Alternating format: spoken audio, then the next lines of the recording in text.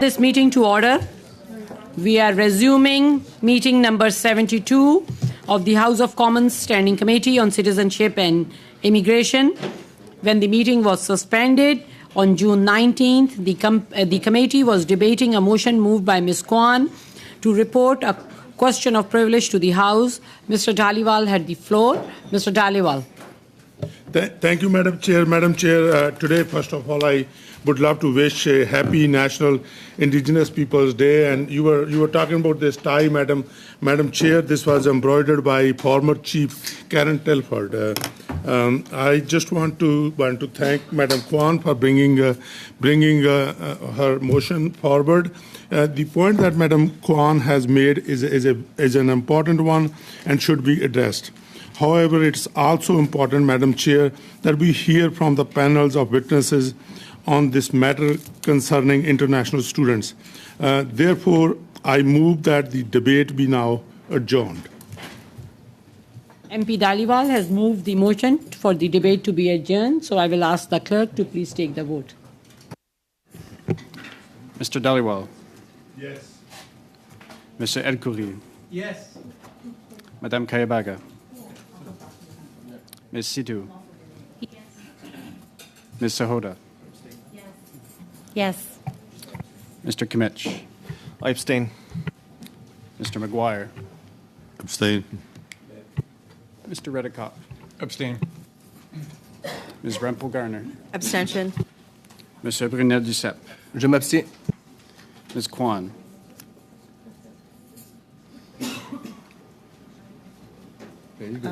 I can abstain too. Yeah. Thank you, Madam Chair. I'm also going to abstain.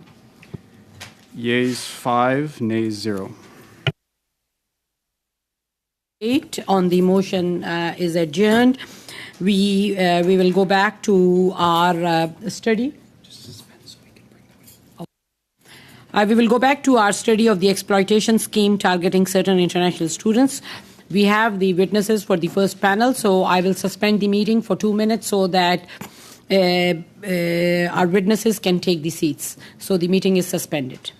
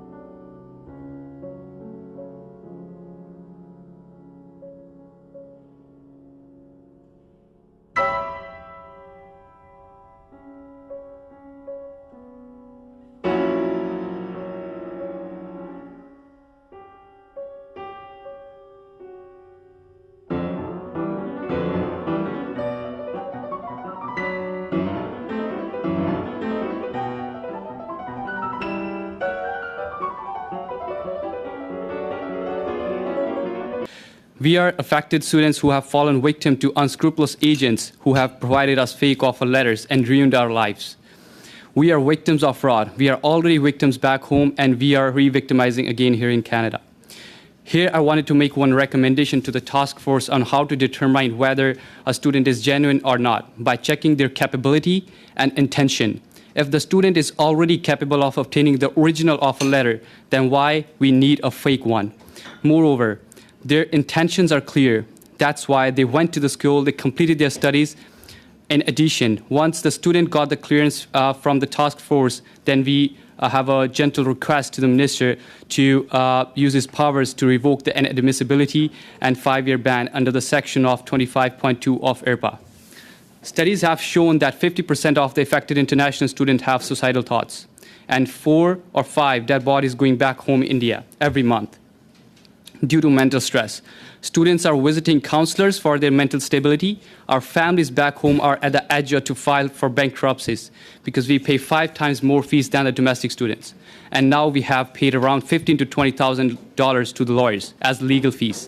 Now, immigration consultants are threatening our families too because we are openly exposing them in media and spreading awareness about these ghost consultants. One of the students who was protesting with us, his mother was sick.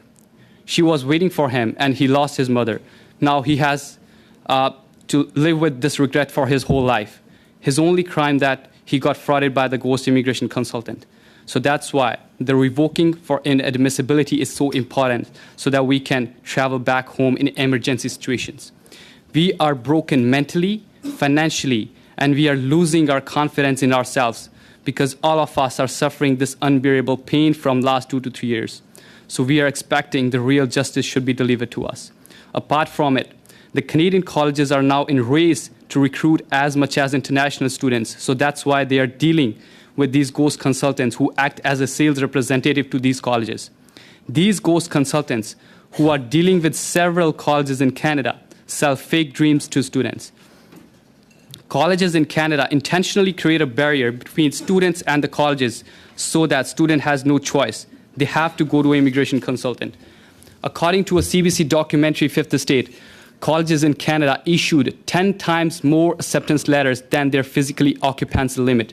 And when these students came to Canada, these colleges deferred these students to the next semester. A recent example of similar incident was when the student protested in front of the Alpha College in Toronto. Here I want one recommendation, that the colleges in Canada have to only deal with the authorized agents which are regulated by the Canadian immigration authorities. We care about the integrity of the Canadian system, and we believe the culprits should face the consequences. We believe that no system is perfect in this world. However, the exploitation of the international student is done because the ghost consultants get to know about some deficiencies in our system. But now, we have to work as a team with the government, immigration department, and the international students to rectify our system. As a representative of affected international students, I want to mention that we are already working on awareness campaigning in which we are going to spread awareness among those students who want to come to Canada on study permits from all over the world, because we don't want any other student has to suffer the same pain that we went through. That's it. Thank you, Mr. Singh. We will now proceed to our next witness, Ms. Saram Rao, representing Migrant Workers Alliance for Change. You will have 5 minutes for your opening remarks. You can please begin. Honorable members of Parliament, thank you for inviting me to speak to you today on behalf of the Migrant Workers Alliance for Change. We are a membership-based organization of tens of thousands of migrant farm workers, care workers, study permit holders, postgraduate work permit holders, refugees, and undocumented people. And I coordinate Migrant Students United, the sector of our work that organizes and supports current and former international students with membership in every province and territory in the country. As of December 2022, there are 807,260 study permit holders and 286,245 postgraduate work permit holders in the country. Of the 1.7 million migrant and undocumented people in Canada, current and former international students are the largest group of non-permanent residents. Like other migrants, they live and work in Canada mostly for low wages and then are forced to leave or become undocumented. They are, in other words, migrant workers.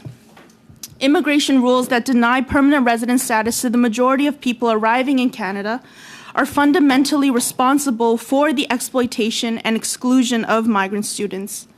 We reiterate our call for permanent resident status for all migrants, including working-class migrants arriving today on study permits. I can speak more to that in the question and answer section, but today I want to focus specifically my remarks on recruitment. We have been organizing with the students tricked by education recruiters, including Lovepreet and Balbir, and we echo their recommendations to waive inadmissibility for all impacted students who are already deemed inadmissible or have admissibility hearings underway. I urge you to give immediate directions to the task force via Minister Sean Fraser to implement a fair process that seeks to support students by allowing all those who are impacted to self-identify and receive temporary resident permits. Also by reversing the onus and ensuring that there is a right of appeal for those who are considered complicit. Based on the Migrant Workers Alliance for Change's decades of experience creating regulations regarding recruiters of temporary foreign workers, we propose the creation of an international students recruiter regulatory regime in consultation with migrant-led organizations. Such a regulatory regime must be based on the following initial principles. First, the regulatory mechanism must be designed with the aim of protecting and supporting migrant students instead of keeping out students whose agents are engaging in illegal and unscrupulous practices. Second, all recruiters of international students must be registered with the federal government and their names must be publicly available. Third, colleges and universities must only work with registered recruiters. Those caught not doing so must face strict penalties. Fourth, there must be joint and several liability between the educational institutions and recruiters. That is, if a student is exploited by a recruiter, even in India or another sending country, the college and university in Canada must be held financially responsible. Fifth, a complaint system must be created which includes whistleblower protection, including permanent resident status for international students who come forward with complaints about unfair recruitment practices. Many of the students who have been caught up by Brijesh Mishra, Atul Mahajan, Gurbaj Gill, and other recruiters in this particular scheme would come forward if they know that they will not be penalized. For the recruiter regulatory regime to work, Canada must also take two steps. First, colleges and university education accreditation processes must be taken up by the federal government. Many fly-by-night private colleges make up the bulk of the institutions where students are facing recruiter abuse. The federal government is aware of the substandard nature of these institutions because graduates are not issued a postgraduate work permit. Such schools, many of which are basically predatory financial institutions, must be weeded out. Second, you must reject proposals for self-regulation by colleges and universities. Guidelines and principles created by post-secondary institutions are non-enforceable and do not provide a mechanism of enforcement to migrants. Many migrant students have become undocumented, and among the 500,000 people in the country without immigration status, I want to take this opportunity to remind you that 18 months ago, in December 2021, Prime Minister Justin Trudeau promised to create a regularization program for undocumented people and permanent resident status for migrant students and workers. In 2 days, or possibly tonight when Parliament rises, the third consecutive legislative session since that promise was made will end. We do not need further studies or investigations. I urge you to call on the Prime Minister to tell him to do the right thing and immediately create an uncapped regularization program that grants permanent resident status to all undocumented people without exclusion. Thank you, and I look forward to your questions.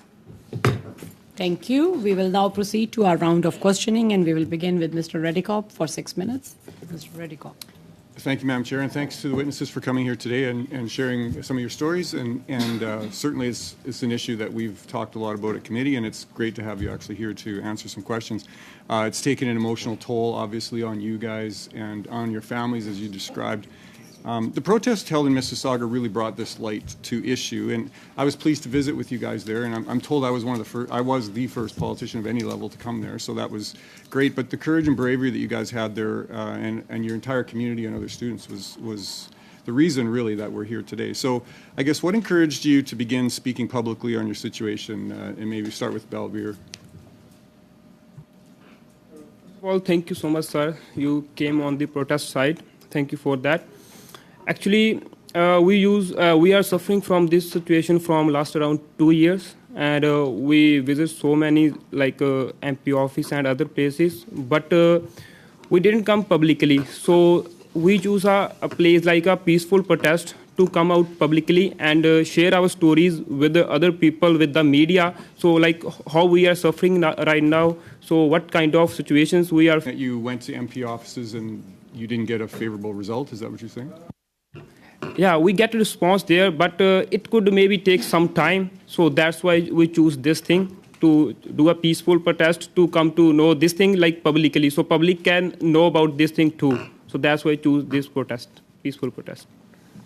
Lovepreet, do you think that if this protest never happened, if you just waited and said nothing, the government would have brought in the measures that they did bring in finally? I doubted that, yes. This protest plays a very important role because we just wanted to convey the message to the people, to the government, how we feel. And we are getting punishment of a crime, which we never done it. And some people are saying, deport them, that's their punishment. But I just want to make one thing clear here. We already got the punishment from the last 2 years, maybe 3 years, some students. They are in high depression, anxiety, and recent study has shown that 50% of the students have a suicidal thoughts too. But so this is a peaceful protest. So we just wanted to convey our pain, like how we are feeling, to the public and to the government. Thanks for that. And because of your voice, I guess we've gotten to the bottom of this issue, especially for this specific consultant that affected you guys. But it's been recently revealed that this is actually a much wider problem, and potentially with multiple consultants, as you mentioned, and also in other countries too. And so I guess maybe Lovepreet, from your perspective, do you have any idea of how many students you think may be suffering from this scam? Like how many students do you think may have fake documents from what you know? To be very honest, we don't know the real number, but we can say that many organizations has done surveys. Some get around 50, but in the protest, only 18 to 20 students who came and helped us. So do you think that in India, for example, that there are only 80 people that have been affected by this? Or do you think there's more than that? No, it's not like that. The people who are coming forward and raising their voices against the injustice, that only they have the problem. This is a big problem, and some students are there suffering in silence, and they are afraid of coming in openly in media. I don't know why is that. So would you say that's another 10 students, 100 students, 1,000 students? What would be your guess if you had to guess? It's hard to guess a number. Belbeer, when you first came to Canada, did you have to change schools? Because that's one of the stories that we've heard. Did you go to a school and then you found that acceptance letter wasn't real, or what was your experience? That I got graduated from Langara College. I never went to Fanshawe College because of some reasons, because I got my offer letter. Maybe I can provide like a written submission for my whole story that will present it much better.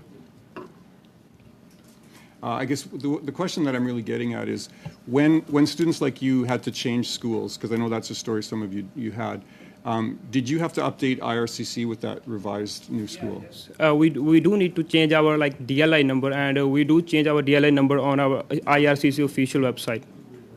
Yeah. And did IRCC come back to you and acknowledge that and say, okay, we understand and we Actually, it's a long time ago, and maybe we are not confirmed about that, but we have some proofs which shows that we changed our DLI number.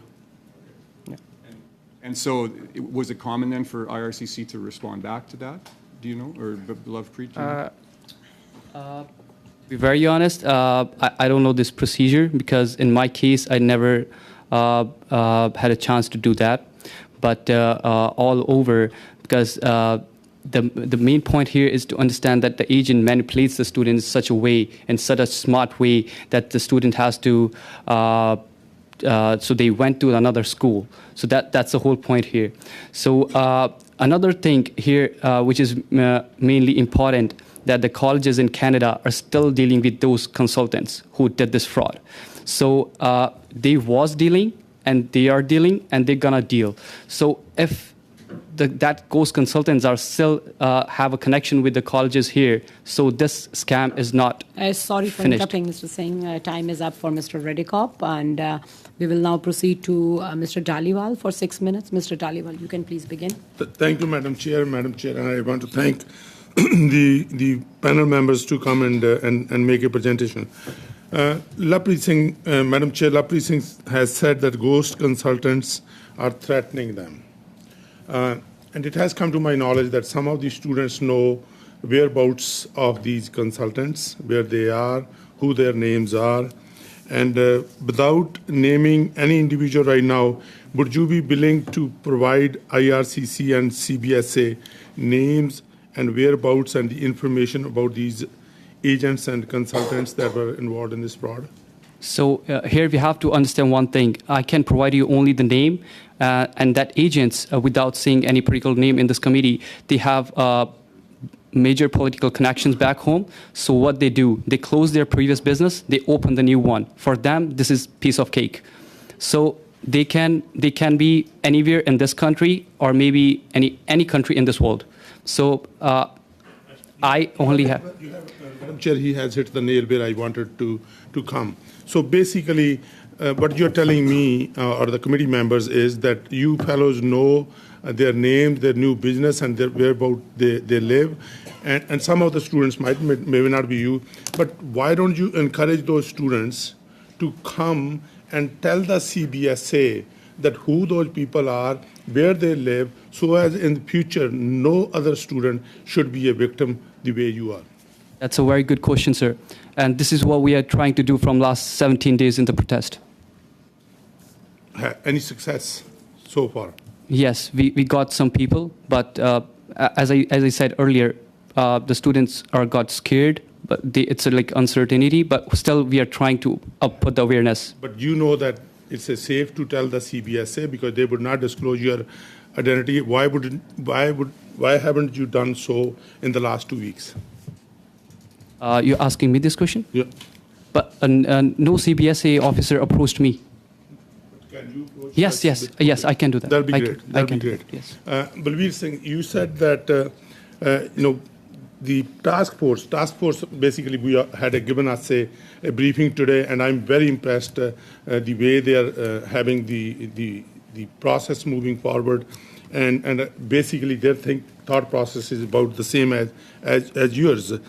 You said that the capability and intention is very clear, that the students whose intention was very clear to be a student and also the capability. And particularly in your case, Balveer Singh, I mean, you said that you went to Langara College. It's great to hear that. And you got 80% plus marks, right? So when it comes to capabilities and your intentions were very clear to go to school, right? And you're telling us that students like you should be given, the clearance. But how about the others? That they have taken that letter, they have come to this country, they have not gone to any school, and have taken work permits, and they should not be, according to yours, because their intentions were never to be the students. So you do not want to see them helped. Okay, sorry. You want Both of you, both of you can go. Yeah. Please. According to me, it's up to the immigration department what they wanted to do with them. We can suggest you on this, but we are just demanding the fairness. Our intention to come to this country was study, and we did that. And that's why we are saying, yes. That's why I met with you guys as well, and I have raised your issue in person and in confidence as well, right? I love to see people like yourself, they get the help, but others that that has taken the advantage of this fake letter or this fraudulent letter, and they have not studied. Those are the ones that I'm asking you. Yes. Right, okay, thank you. Did the learning institution provide any assistance once you came to know that this letter was a fraudulent letter, and you joined the Lingara, and I'm sure you went to some other college as well. So did you get the help that you needed at that time? I think no, we didn't contact the call, and they didn't contact us. So it was just a kind of our consultant told us to go to this calls, and we went there and we have done our studies. And one last question from the Lappreet about that ghost consultants. You asked you guys have still any names? I think there is a CBC documentary, Fifth Estate. We should watch that documentary. It's the whole documentary based on that ghost consultant who are working in India, and they will explain whole criteria and the things which we can get so much information from there. So I think everyone should watch that documentary. So they will explain everything, how the exploitation of students is happening, and how those consultants who are sitting in India using them. So the way I see it is, your suggestion to the task force is that they should not be looking at a blanket thing. They should look at individual case by case to make sure that the capabilities and intentions were very clear. Do you agree with that? Yes, I think. They should check our capability and intention. These both things are the main things. We came here with the intention, and we are capable. We got very good marks back in India, and we got graduated here with very good marks. So that's why we are capable. And I also want to bring it to your attention that the minister and his staff were already working on this plan since March. It's not that the whole thing came just after the protest, but certainly it was escalated after the protest. Well, time is up. Thank you. We will now proceed to Mr. Brunel Desep. Mr. Brunel Desep, you will have 6 minutes. You can please begin. Si, Madame la Présidente. Thank you very much, Madam Chair. I'll give the witnesses an opportunity to get their earpiece on, unless they speak French. The interpreter would point out that it is important to take a bit of a distance from the microphone. Witnesses to have their headsets so that you can hear the interpretation. The channel on the speaker. You can have. This is the interpreter speaking. Can you hear the interpreter? This is the interpreter speaking. Yeah.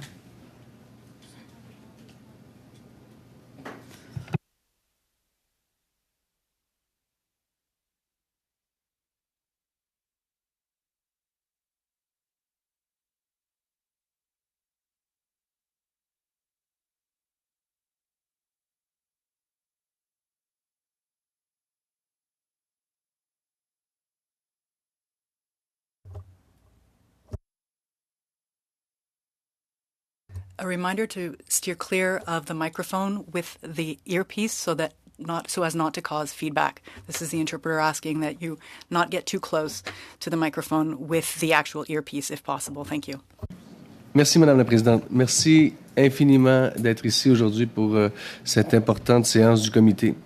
Vous avez beaucoup. Mr. Singh, you've referred to mental health a great deal. The students that were victims of fraud, you said 50% of them have suicidal thoughts. One of the questions that I wanted to ask is this. Did the federal government ask about the psychological status of these students that were victims of this fraud? Are you aware of that? Either one of you can answer this question. So the thing is that over here,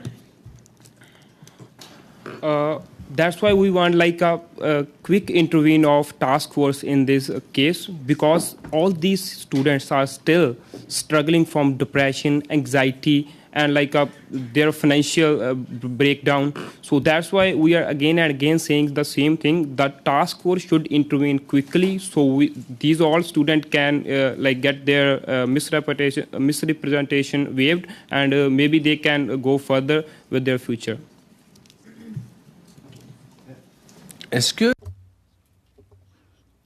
Have any resources been deployed through the working group that you're referring to? Were there any resources provided to support individuals psychologically, to your knowledge? I think still not. We didn't get any resources from anyone till now. We are still struggling with the stress, like day-to-day basis. Our like loneliness and killing us. We didn't went back to meet our family from last 6 years. So that's why we didn't get any help until now. My next question may be sensitive, but I really want you to speak from the heart. There's no right or wrong answer. Recently, in a report that was issued by the Department of Immigration itself in October, actually end of September 2022, the department admitted officially that there was racism within its department. That was in the case of the very high refusal rate for Francophone students from Africa, namely. But what I wanted to point out is that the department officially admitted that there was racism within its department. Feel very comfortable with this answer, with this question. My question is this: do you feel that you are victims of racism due to the fraud detection system and the process that ensued? If the answer is no, great. But this is a question I'm intrigued by. To be very honest, the racism I personally don't feel. Whenever I meet the IRCC officers and the CBSA, it's not there. Yeah. Merci beaucoup. Thank you very much. A few years ago, there was something that a story that came out in Quebec media about Indian individuals who had come, students who had come to study in Quebec. The government of Quebec had shared with the federal government some irregularities in the case files of these students, but the Canadian government took a long time before taking any measures. This happened several years ago, and we find ourselves in the same situation today. Do you find that the situation affecting you today and affecting your friends today could have been avoided had there been mechanisms in place by the federal government in cooperation with the Indian government? I have this impression that there are no bilateral discussions between these two levels, between these two governments, despite the fact that both are aware of this type of situation. You want me to answer? Go ahead. Yes, it's correct that it can be rectified before.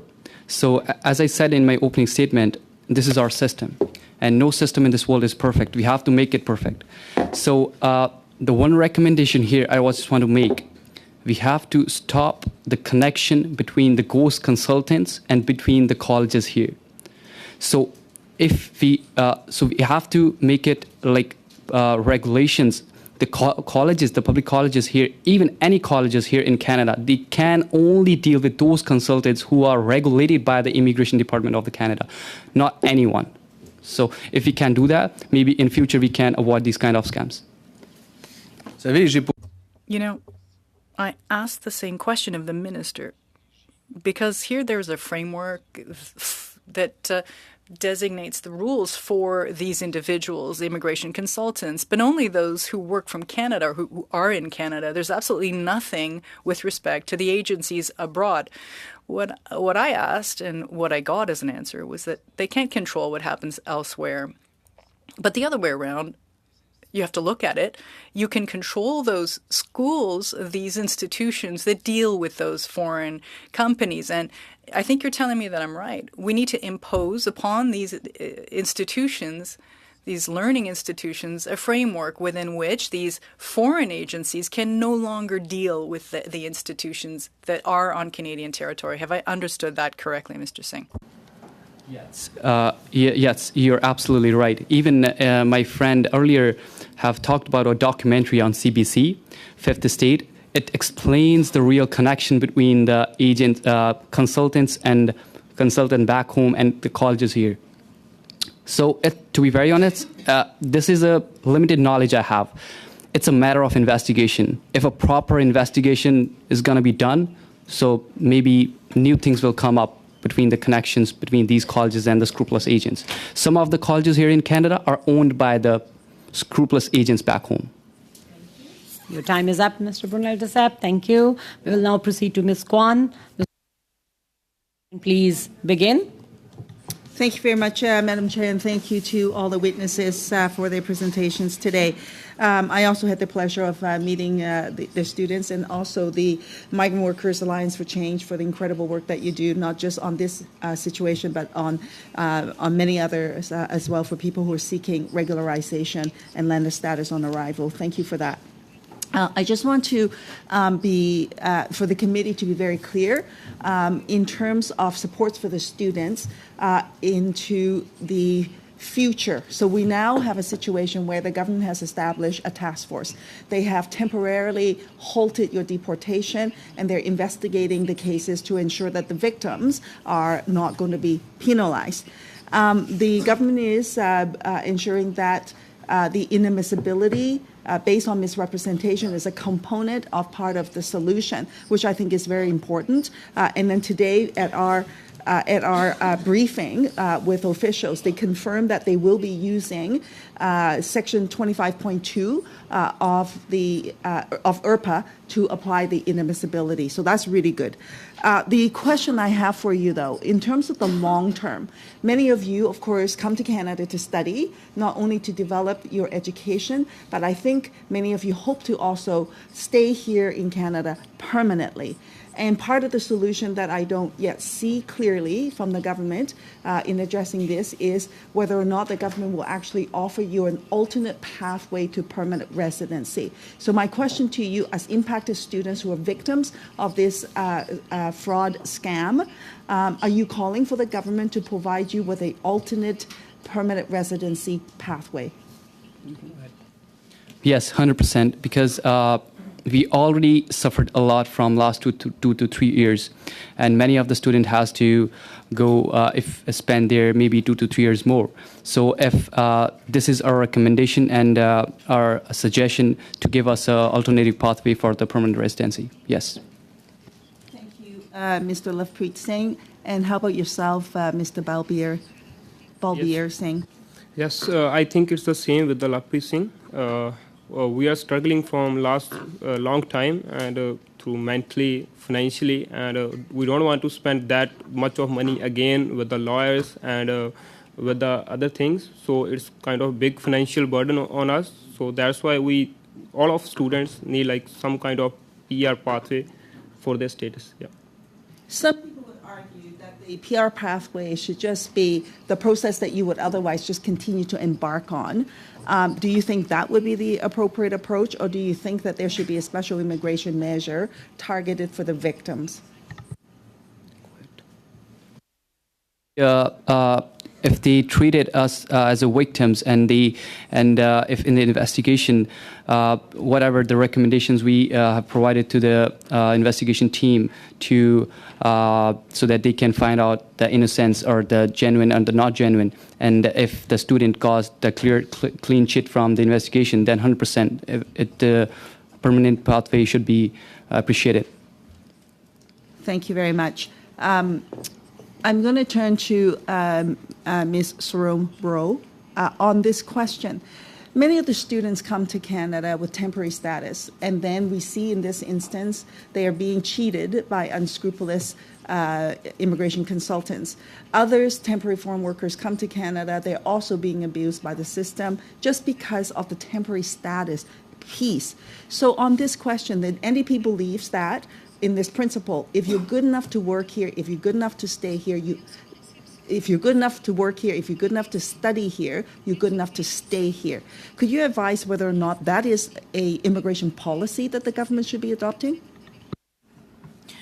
Yes, it's a policy decision to bring people here on temporary permits and keep them permanently temporary. These are the people who grow our food, but also students who are working in warehouses, delivery, restaurants, many of the students who are part of the 18, the committee who held down the permanent protest. Permanent resident status is not really just about the ability to stay or live in the country. It's fundamentally a mechanism for people to access the same rights and protections and services.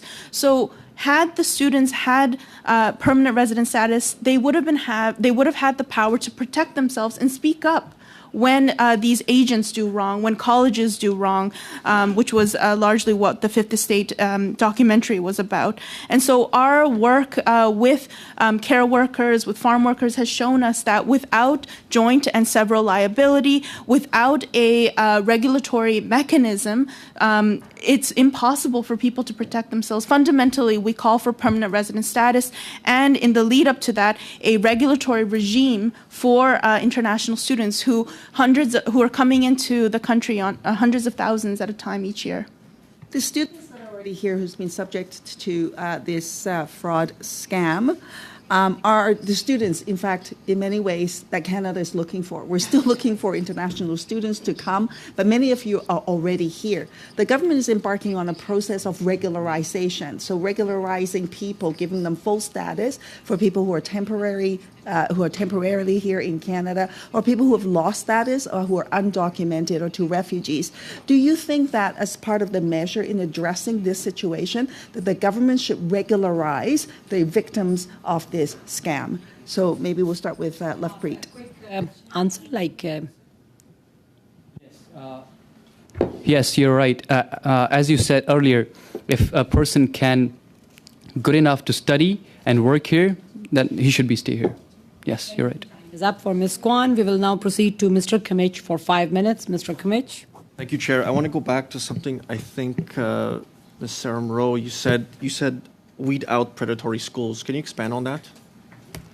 So many of the public colleges that set up shop on the second floor of a building are by provinces and territories designated learning institutions, which means that the federal government is issuing study permits for people to come to the country and study at these institutions. Many of these private colleges also work in partnership with public colleges. For example, Lambton College is a public college and Cestar is its private college wing. There's a massive proliferation of these public and private partnerships.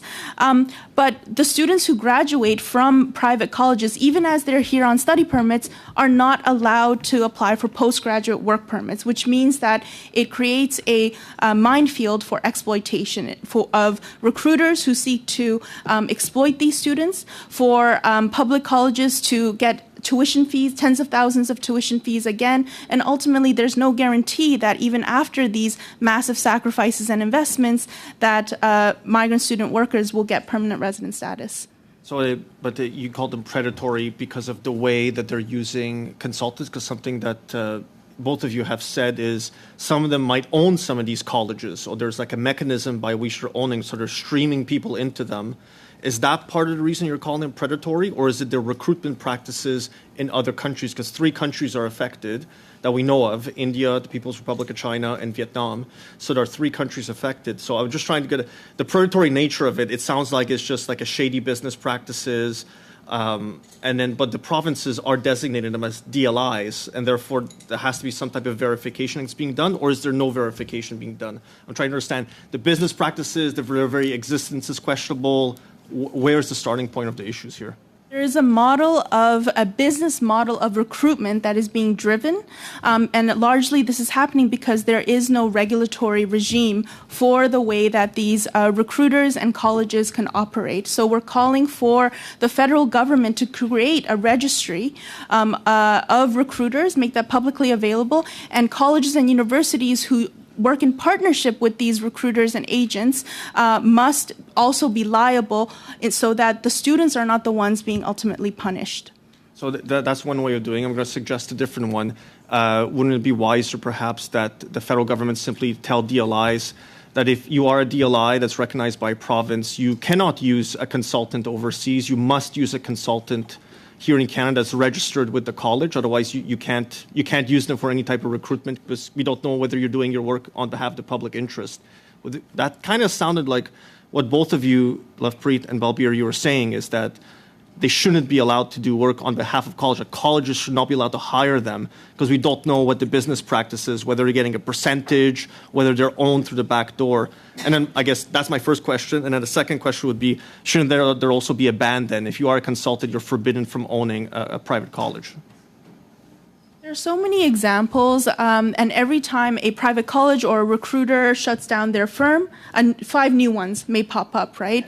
And so what we're calling for is a system where there is regulation for recruiters and these private colleges that also work in partnership with public colleges, right? And one thing to add here is that there is a recruitment chain, a global recruitment chain, but we must focus on the Canadian anchor, right? And the Canadian anchor is these colleges and universities who are jumping at the feet right now to self-regulate, but self-regulation means that these mechanisms are not enforceable. So we need the federal government to create a regulatory regime. I'm going to have to interrupt you because I do want to ask both Balbir and Lovepreet this. In your cases or the cases in general, how are international students paying their consultants right now? It's different in every cases, but I've paid from my account. So I mean, it's like a direct deposit. Is it like a third-party account? Bank transfer. A straight bank. Is this transfer done before you get to Canada, or is it done once you are in Canada? No, before you get back to home. Canada. So I'm just making a suggestion here, and just hearing from you, what would your experience be like if Canada introduced a rule through IRCC or CBSA that said no consultant can be paid until you are here in Canada and confirm that you can attend your college? Would that be perhaps a better way of doing it? There's like a condition set for payment of consultants. Would that have helped some of the international students? If this could happen, it would be great. We will now proceed to Ms. Sota for 5 minutes. Ms. Sota, you have 5 minutes. Thank you, Madam Chair. My first question goes to Lovepreet and Balbir. I commend you for appearing at the committee today. I think it takes a lot of courage, and you both spoke very well to represent on behalf of other international students. You also played a leadership role in advocating to members of parliament, in media, and the protests. So I think that's great. In a previous exchange with Ms. Kwan, we were talking about, what this group of students, how they should be provided a pathway to permanent residency. And I think there's some confusion in my understanding. Help me better understand. Do you think that you should be put on the same footing as other international students that did not encounter fake documents being a part of their file? Should you be treated the same as them, or should you be treated better than them? I think we should treat her like same as them. But the thing is that we are saying, like some of these students, example from Lovepreet, we are suffering from so much long time. We are paying our consultants. We are financially totally broken right now. Our mental stability, like we are some of the students are in depression. I think we need some better treatment for that. And if it is a PR pathway or something like that, that's going to be much better. But we are like agrees with the minister, whatever the pathway they will suggest us. And but we want this thing like to be like quickly resolved, because it can cause some more problems to the students maybe in the future. So that's why we expect it to be quickly, whatever it's done.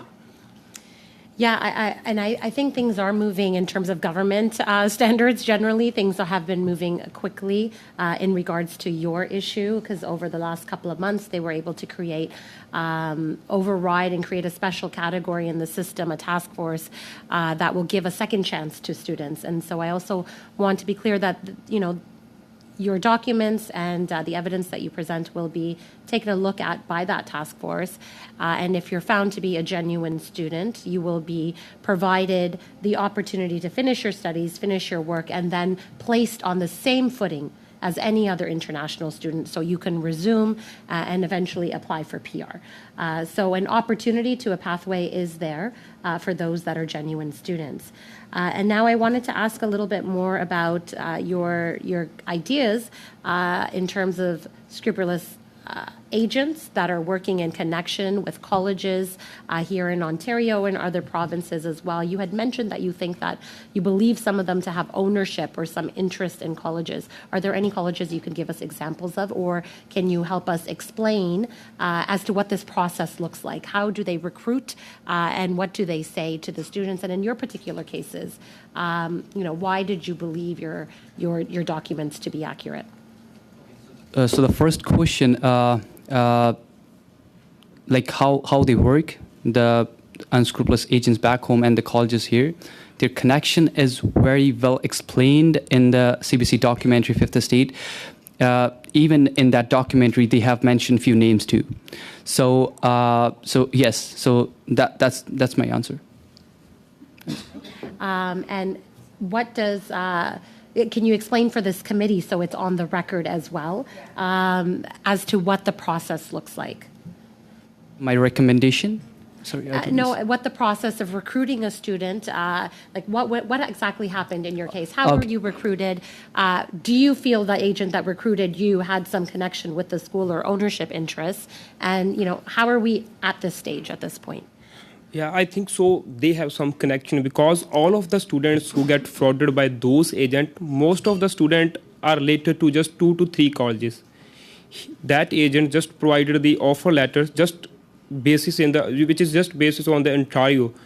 There are some students just are from Fanshawe College, some are from like a Humber College. So it looks like something is fishy here. So why those consultants just provide the fake offer letter just for 2 to 3 colleges? There are so many hundreds of colleges in over here in Canada. Maybe they can provide the fake offer letter for that colleges. So they just provide the fake offer letter just for 2 to 3 colleges. So this is the thing, maybe. That's interesting.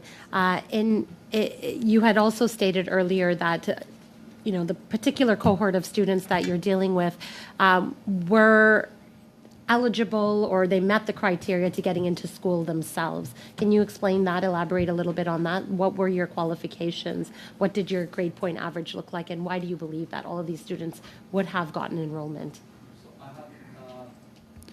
So I have done mechanical engineering back home, and I got 7 bands in IELTS. So that is pretty much enough to get an admission in any college in here in Canada. And I graduated here in supply chain management. So if I got a chance, I can get a very good job in any field here in Canada, so that I can make my life better, and I can make this country better. Thank you. Time is up for Ms. Sahota. We will now proceed to Mr. Brunel Dessep for 2.5 minutes, and then we will end this panel with Ms. Kwan for 2.5 minutes. Merci, Madame la Présidente. Thank you, Madam Chair. This will be my last opportunity to speak to you. I want to thank you for being here with us today. It's really vital to the committee's work and our report. You mentioned the task force. To what extent do you trust this task force at this point? To be very honest, this is a very good question. But yes, we trust the task force, we trust the government, and we hope that whatever recommendations we are giving here in this committee, that would be considered. The task force. So, with respect to this task force, wouldn't it be the problem of deadlines or these timelines? You're saying that it's been 2 or 3 years some people have been suffering. Are you worried that there might be even longer timelines with what the government is proposing now? We are worried about this thing, so that's why maybe we came here to speak up. So we can do this process more quickly. So we can suggest task force. We can give some suggestion. We give 2 filters to them, our capability and our intention. They should watch this thing and they should do it quickly to give the justice to these students. Okay, I'll give you the final word. and then I'll let you go. I think you've answered most of or all of my question. What do you want to say to the government here today? I give you the floor. First of all, thank you so much for inviting us, giving this opportunity. This is a very rare opportunity anybody else get, so we got this chance. So we just want to say one thing, that we are capable, right? We are capable of obtaining the original offer letter. So why we need the fake offer letter? And the second thing, our intention is clear. If the person, imagine yourself, if you have a fake offer letter in your hand and you came to Canada, would you go to any school? The person who just want to come in Canada on fake offer letter, that person will never go to school. But these students went to the school. It clears their intention is to study, and they completed the study. So thank you so much for this opportunity. Yes. Thank you, Mr. Brunel Desep. Time is up. We will now proceed to Ms. Kwan for 2.5 minutes. Ms. Kwan. Thank you. I also just want to take a moment to recognize the South Asian community.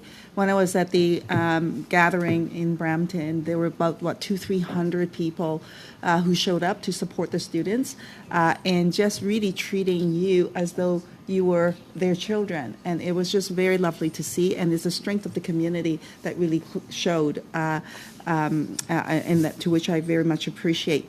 I want to actually make a point of clarification here in terms of the supposing special treatment to give the victims of the students a alternate permanent residency pathway.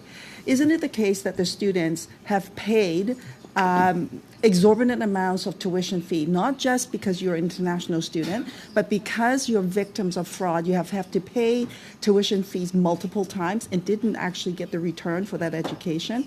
And then in addition to that, you're also faced with a situation where you have had to hire lawyers to fight this battle, which is also costing a significant amount of money. And in light of the emotional stress and trauma to which you're experiencing throughout all of this, that the call is for the government to recognize that and to act in a compassionate and humanitarian way to offer you a special or alternate pathway for permanent residency. Isn't that what you're calling for? Just for me to be clear in understanding.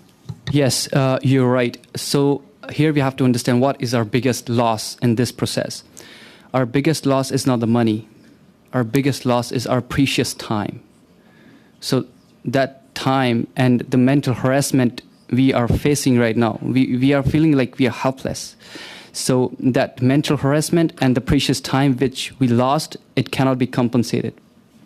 And your family members, some of them have reported the matter to the police. And in some cases, I'm advised by students that when they report it to the police wouldn't believe them. And in fact, the unscrupulous actors were harassing your families back home. That too is also a price to which the family is paying as well. Can you elaborate on that for us?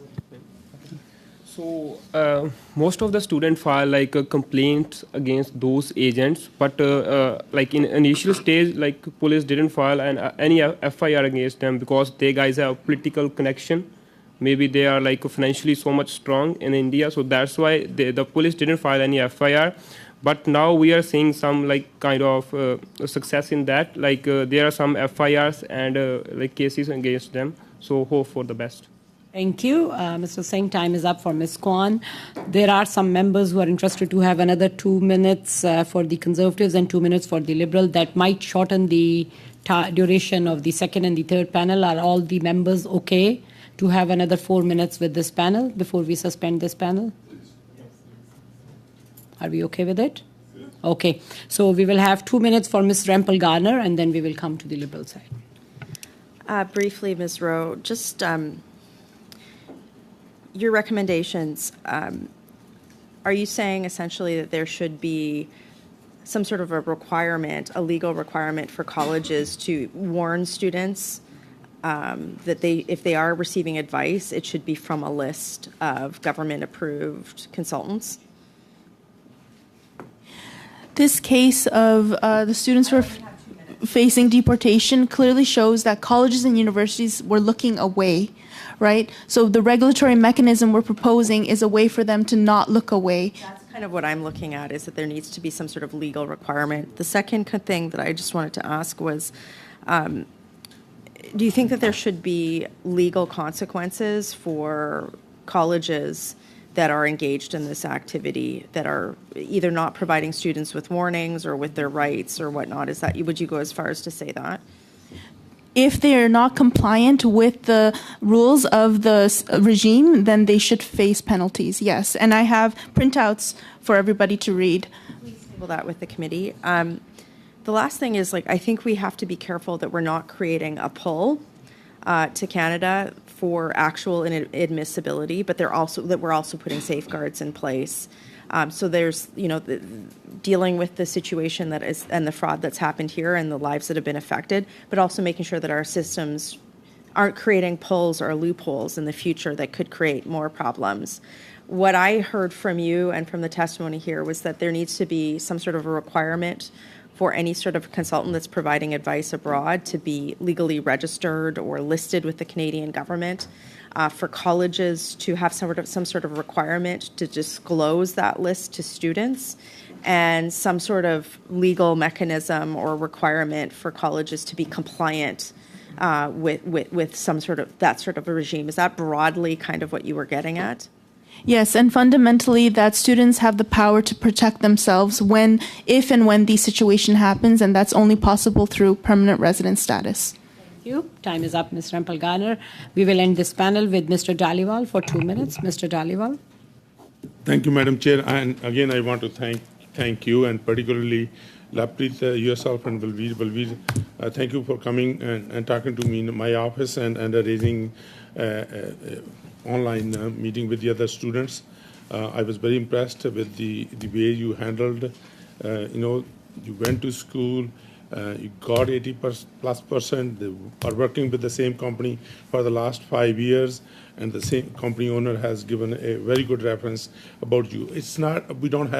I don't think task force has any problems the way we had discussions with them, because you already have applied TR to PR status. So basically, people like you who had the intentions from day one to study, and I'm sure the same similar case is yours, Laprita, as well, that you were capable, they have no issues. I think it's going to go very fast. I tell you right now, we had asked all the questions. You asked, whether you should be able to bring a lawyer.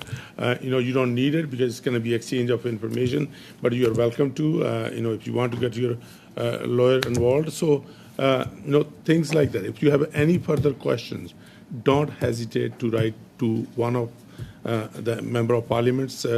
They will be able to bring those answer to you, so you do not have to spend any more money, and you do not need to be under stress. I tell you, I give you an assurance. I tell you that I'm sure everyone on this committee is fighting for you, as long as you are capable and you were honest and your intentions were very clear. And I, on this side particularly, I can tell you on the Liberal side, and the minister is very committed to help people like yourself, and I wish you the very best, and thank you for your leadership as well. But make sure that you be the leaders of today and tomorrow, and bring an awareness throughout the globe, and particularly in India and Punjab, that no other student should fall in the trap that you did. Sorry. And what would you do to do that? First of all, thank you so much, sir. Thank you so much for that. And we are already started, our organization already started this campaign, and we are awaiting other students, like in India might be, and we'll try to make it more bigger, and we'll choose different path to inform student to stop visiting these ghost consultants, and try to find colleges by yourself, and have a bright future in Canada. Thank you, Mr. Dhaliwal. Time is up. With that, I want to thank all the three witnesses for appearing before the committee. Thank you. And I will suspend the meeting for a few minutes so that these witnesses can leave and we can have the next witnesses. So with that, the meeting is suspended. Thank you.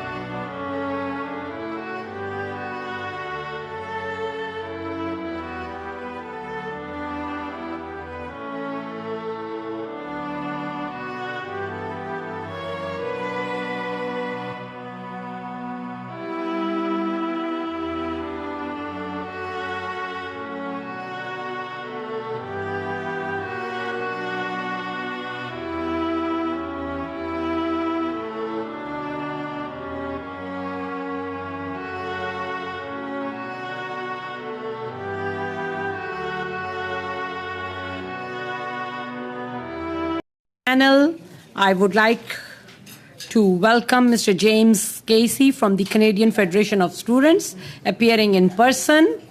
We have Larissa Bezo from the Canadian Bureau of International Education joining us virtually.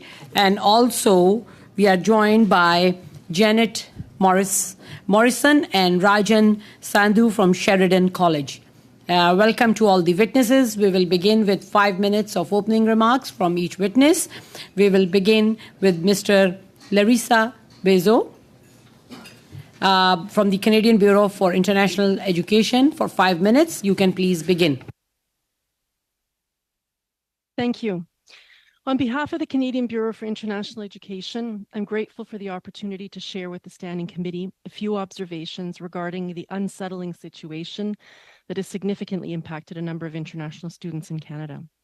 As the National Association focused on advancing international education for Canada, the focus of CBIE's interventions will be on Section E of Standing Order 108, subsection 2, how to prevent similar situations from occurring in the future.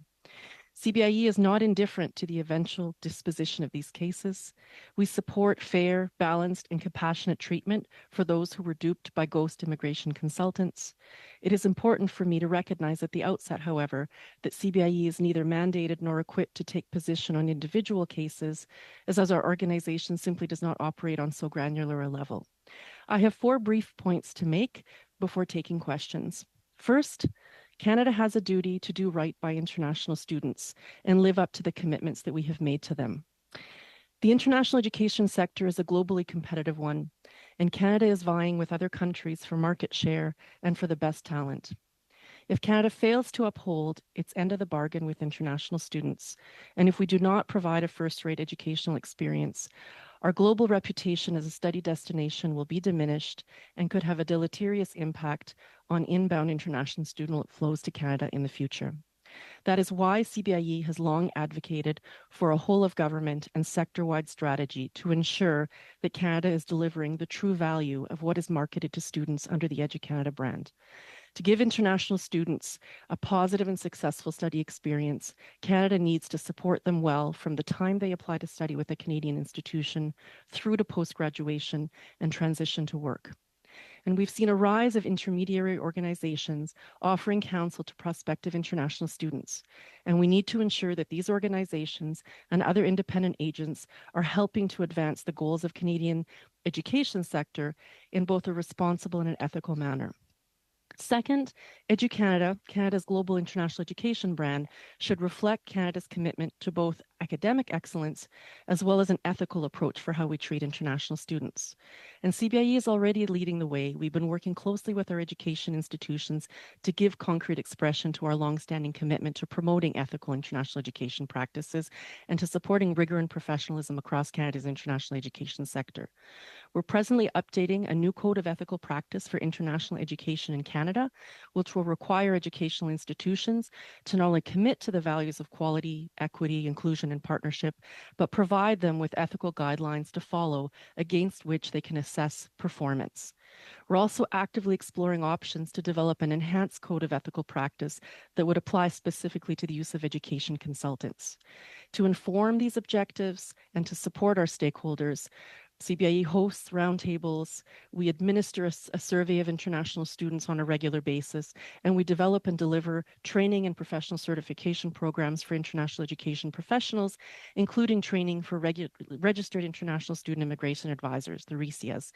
And finally, as a complement to these efforts, we are exploring with CMEC how to more clearly articulate the requirement for designated learning institutions under the EduCanada brand to demonstrate their commitment to and capacity for developing values-driven international education programming.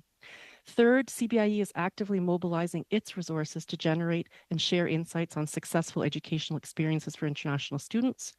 There are numerous and long-standing gaps that exist about what we know and don't know about international education in Canada, including data on the longer-term for Canada benefits of inbound student mobility, but also how international students are faring at each stage of the international education continuum, from recruitment to arrival in Canada, from study experiences to transition to work. And one key aspect is that of paying particular attention to the interactions between prospective international students to Canada and education consultants. And we'll be tackling that element within our next international student survey this fall to tease out specifically how international students engage with those support providers in making decisions and in submitting their study permit requests.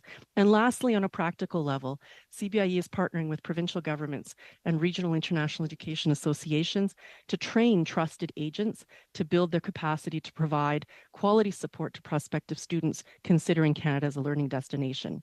And from our perspective, it's critical that international students to Canada who are seeking information on legal pathways to study in Canada obtain counsel from those who are not only qualified, but capable of providing immigration advice.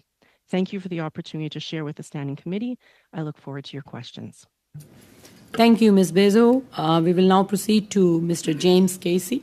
Mr. James Casey, you will have 5 minutes. You can please begin. Thank you very much, Madam Chair. I would like to begin by acknowledging the students that are impacted in all their advocacy work. We're only here today because of the students that stood out, slept, endured flooding, and told their stories in protest 24/7 for 18 days. Justice cannot wait for these students, which is why it is imperative that these students see immediate and permanent solutions to stop the deportations immediately, waive inadmissibility, provide immediate access to regularization and permanent residency. It is abhorrent that it took this long from the time of initial reporting for these students to see an ounce of justice. And it is frustrating that these protests were even needed in order for the livelihoods of these students to be taken seriously. Members of the public and the media have suggested that because only a portion of the impacted students have come forward, the government is doing too much. Madam Chair, let me be clear. The number of students does not matter because even one student without access to justice is too many. Some of these students have been dealing with being blamed for simply wanting to come to Canada and contribute to this country in pursuit of a dream for years, some of whom have been in this debacle for almost 8 years. We need to think about the message that this sends to international students here and future students. We have heard the phrase, "it takes a village to raise a child," and this is true. In the case of these Punjabi international students, the impact of this lack of access to justice and the lateral violence it creates affects their families and communities as well. There are families and lives threatened by these deportation orders. Imagine your entire life, what you have built, sowed, and placed roots in your communities, gone. You can only imagine the toll that has on someone, but for these students, they lived it, and they're still living that reality because the fact of the matter is these students are still awaiting a permanent solution, and they're paying close attention to the actions of this government and this committee. These are some of the best years of their lives, and they have had to sacrifice not just financially, but mentally and physically. Many of these students are from low-income families and are the sons and daughters of farmers who may have farmed the potatoes in our poutine or the rice we have in our stir-fry. Most of these families have had to make enormous sacrifices like selling plots of land or expensive tractors, taking out high-interest loans, giving all that they have for these students to have been victims of an exploitation scheme. These students have been defrauded of tens of thousands of dollars by this one education consultant and have spent thousands more just to have legal representation. A consultant who was known to have forged fake documents for students previously and is still on the run, where he has made death threats against these students should they be deported. Madam Chair, let me be very clear. The situation has not been dealt with, and deportation for any of these students is equivalent to a death sentence. We have decided to focus on the exploitation of these students before they arrive in Canada, but when they are students studying here, they have to pay over 5 times the amount in tuition fees as domestic students, are not eligible for housing vouchers, public health insurance, or federal and provincial loans or grants. It is truly a two-tiered system that we have for international students. How can we expect international students to want to stay in Canada, let alone continue their studies where there are international students constantly being targeted by predatory housing, employment, and human trafficking schemes? It is no wonder that there are reports by multiple funeral homes of international students going back to their home countries in coffins by the dozens each month and face rising rates of hate crimes in Canada because the government does not track those statistics, I cannot give an accurate number on those figures except if I speak about the many individual cases. When we talk about the exploitation of international students, it cannot be about the failures, or it cannot just be about the failures in our immigration system, but the failures in our two-tiered education system that only looks at the monetary value of international students instead of the humanity of international students. Some of the suggestions to fixing these issues offered at this committee are promising to see, such as the Deputy Minister's suggestion last week that there should be an increase in data sharing amongst DLIs, or that we should take up recommendations from a 2017 study done by the same committee on ghost consultants. But instead, I want to offer a different suggestion, one that enacts justice for these students and that is called for by these students. Stop the deportations immediately, waive inadmissibility, and provide immediate access to regularization and permanent residency. Thank you, and I welcome any questions from the committee. Thank you, Mr. Casey. We will now proceed to Ms. Morrison for 5 minutes. Ms. Morrison, you can please begin. Thank you very much. I'm Dr. Janet Morrison, and for the past 5 years, I've served as the president and vice chancellor of Sheridan College. Joining me today is my colleague Rajan Sandhu, Sheridan's VP Strategy and General Counsel. He and I have traveled together to inform our leadership lens on international enrollment. And together, we thank you for inviting us to provide a deputation on this really important topic. So let me start by underscoring my view that the integrity of international enrollment at the post-secondary level in Canada demands your urgent attention. I'm out in community all the time, and the stories I hear from learners, consistent with those you've heard from today, can be heartbreaking. I'm equally concerned about the economic and the social impacts reverberating across the communities that Sheridan and by extension I serve. I am deeply troubled by the potential impact a failure to act could have on Brand Canada around the world. And in that context, I want to share what Sheridan is doing to improve the international student experience through the Brampton Charter, which was co-created with the City of Brampton. I just wanted to start, as a leader in the post-secondary system, in the public system, and as a champion of education, I don't frankly care where a student is enrolled or to whom they're paying tuition. Rather, my preoccupation is on ensuring that every international student receives a quality education and the services they need to be successful. This has to include transparency around costs, graduate and employment outcomes, and pathways to immigration. Our collective integrity rests on those imperatives. And that needs to happen across every institution, regardless of whether it's public, private, or a public-private partnership. Sheridan leaders, including Rajan and I, for example, travel regularly to countries of origin to do in-person pre-departure orientations that are purposely designed to be transparent and frank. In between those sessions, Sheridan engages a small circle of trusted staff and partners in country to ensure students are fully briefed on the experience, the costs, and the outcomes. More broadly, Sheridan's response to the integrity challenge is the Brampton Charter, which was ideated and crystallized through a collective impact model. I believe that experience and that leadership can support the work of this committee, that it can be adopted and scaled for deployment in other communities across Canada, and that it has the potential to make Canada a best practice model for attracting international talent. As some of you will know, Sheridan is one of 24 publicly assisted colleges in Ontario. We have over 31,000 full and part-time students enrolled across a variety of programs. We have campuses in some of Canada's fastest growing cities, Oakville, Mississauga, Toronto, and Brampton. Our campus in Brampton attracts just over 11,000 learners, approximately 40% of whom are registered as international students, largely from India. These students are smart, courageous, and they work incredibly hard. Post-graduation, they make significant economic and social contributions locally and nationally. We've called Brampton home for 55 years. The city, however, is currently home to 70 private career colleges, 10 private public partnership campuses, if we include those in neighboring Mississauga, and thousands of international students who live in Brampton but attend school elsewhere, including as far away as rural and northern Ontario and Quebec. So North Peel is home to a very significant number of post-secondary learners from outside Canada, a reality that was further fueled during the pandemic by remote online learning.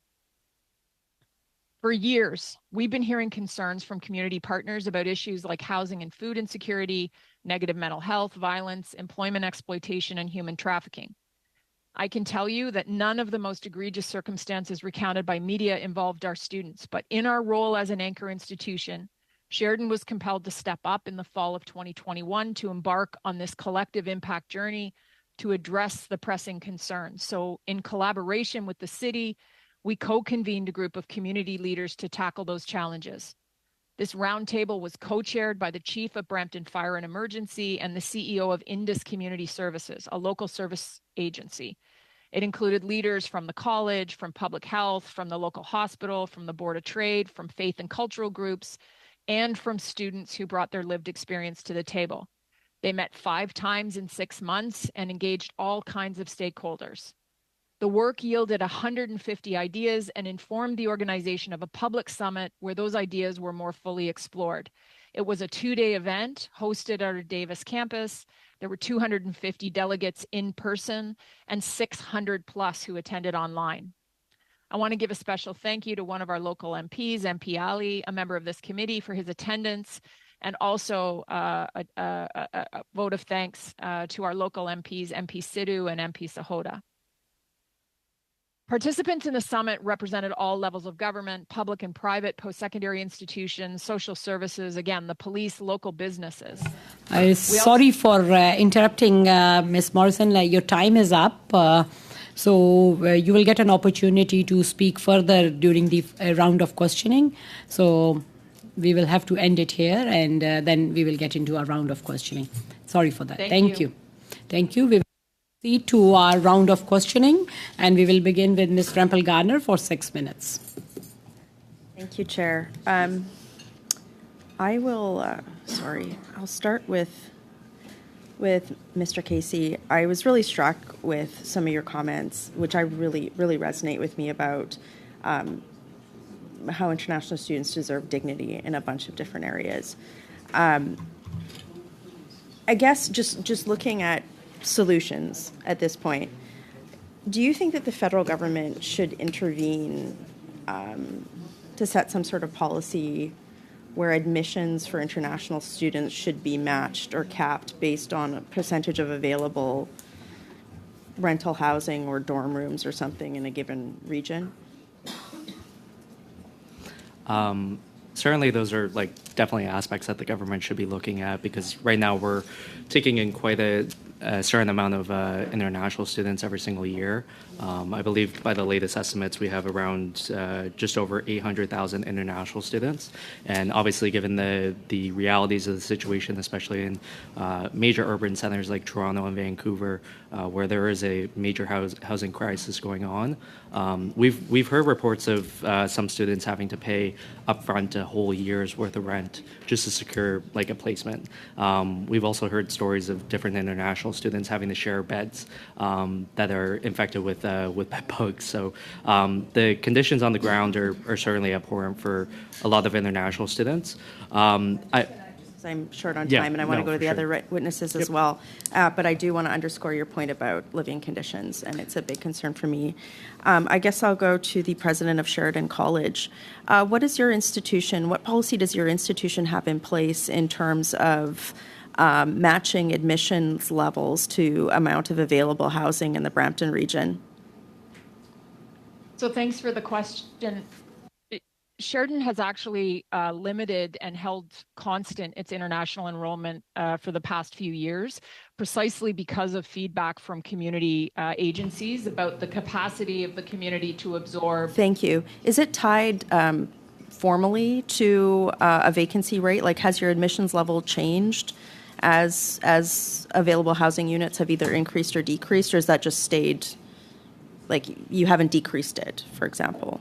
Is there a formal tie? Sorry, I'm getting a lot of feedback. We were responsive and made a decision internally not to increase our international enrollment as a consequence of direct feedback from the community about issues not just about housing, but about the capacity to support students on food security or on local services. Thank you. I guess I'll go. So I'll take that as there's not a formal tie between vacancy rates and admission rates. But I'll go to the Canadian Bureau for International Education. What have you recommended to the government in terms of steps to either sanction educational institutions for issuing fraudulent letters. Have you actually, has your organization advocated for any potential criminal sanctions or other sanctions, loss of accreditation, for example, of educational institutions that might be found engaging in the type of activities that have impacted these students? Thank you for the question. We haven't directly advocated for criminal sanctions to be put into place. Our focus has been in engaging with our interlocutors at all levels of government to push for a code of ethical practice that will finally make explicit those commitments on the part of all stakeholders, including our institutions. The reality is that... Can I just dive into that?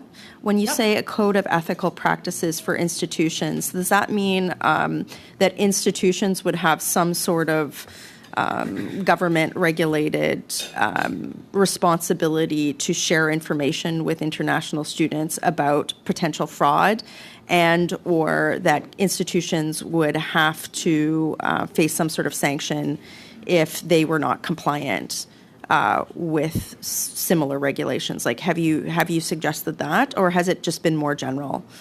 No. Well, we're working on a draft code at the moment, and it is quite specific, but it addresses concerns. So, for example, you had posed the question related to capacity. Do institutions have adequate capacity to be able to, in fact, host and support the well-being of students?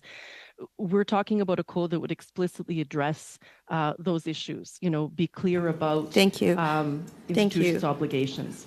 I guess where I'm confused in all of this is that there seems to be more of an emphasis on revenue frankly, for colleges and post-secondary education when it comes to setting recruitment targets for post-secondary or international students, as opposed to actually looking at well-being. So it seems like, and I'm not saying this is like accusatory, it just seems from what I've seen that there's a lot of talking about we want well-being of students, but what that really translates into is we would like revenue primarily.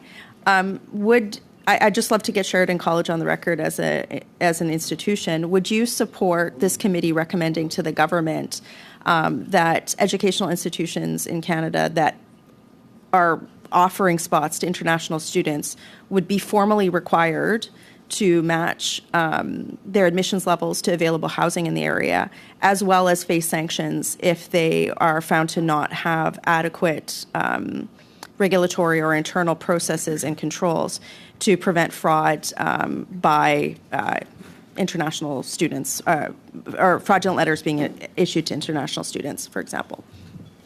So we're happy to be held accountable. If profit and margin was our priority, we would have grown international at a time when we did not. And I think the complexity of housing market is really difficult when there are 70 private colleges with no on-campus housing and thousands of international students living in the communities that Sheridan calls home. Time is up, Ms. Rumpel-Garner.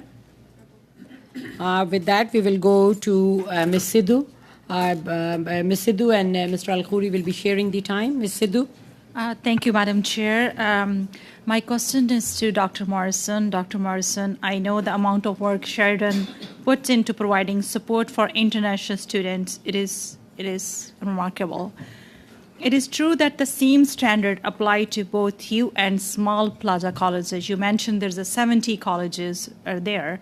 Can you describe what you are hearing about with plaza colleges in Brampton? Yeah, and I can't be specific, but Sheridan regularly convenes small tables of international students who call Brampton home, many of them not registered with Sheridan, and we continue to hear stories of falsehoods around promises made prior to arrival in the country. We certainly hear those stories about insecure housing and the lack of housing support. We hear stories about landlord-tenant exploitation.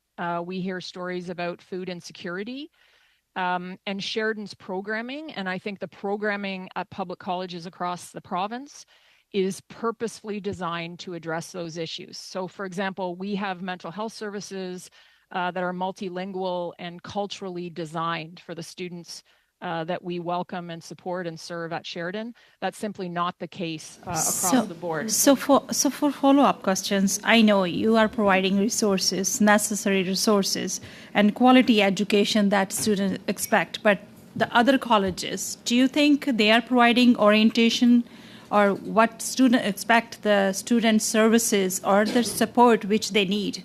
It is necessary. No. Can you comment on that? Certainly the stories we hear from learners at some of the private, smaller, unregulated colleges are not privy to the same array of supports. So they don't have mandatory health insurance, they don't have housing support, they don't have legal support, there aren't mental health supports in place. All of these things are fundamental to post-secondary success and, frankly, the integrity of Canada's commitment to those learners.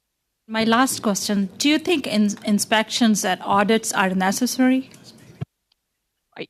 We're open to that and embrace it. I would tell the committee that Colleges Ontario has proposed a charter for all members that will include a quality assurance audit to be done by a third party, and that process is expected to launch in the next year.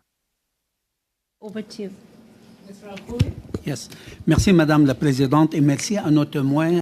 Thank you, Madam Chair, and thank you to our witnesses for being here with us today. This is a very important study that we are carrying out, and I think we really need to do this work before we come to real solutions. My first question is for Madam Morrison or Madam Bezo. In looking at the situation, I myself find that this is almost like a three-pronged process here. That you have the students, you have the consultants, and you have the institutions involved in this crisis. If the students know that the documents are false, then that's a separate issue.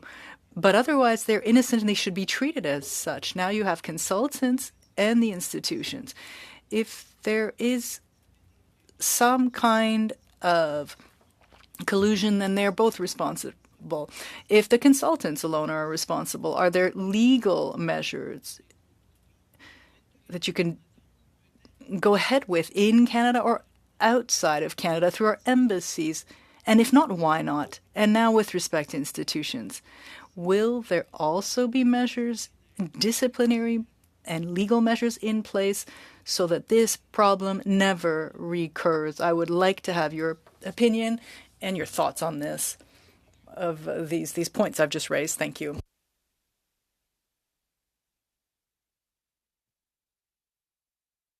Sorry, to whom is the question directed? Ou bien Dr. Either Dr. Morrison or Madame Bezo. I'll just suggest that Sheridan supports putting a mechanism in place for IRCC to authenticate admissions letters directly with post-secondary institutions. And Sheridan employs that practice internally. We would certainly support that being deployed nationally. To speak, perhaps I will just add to that.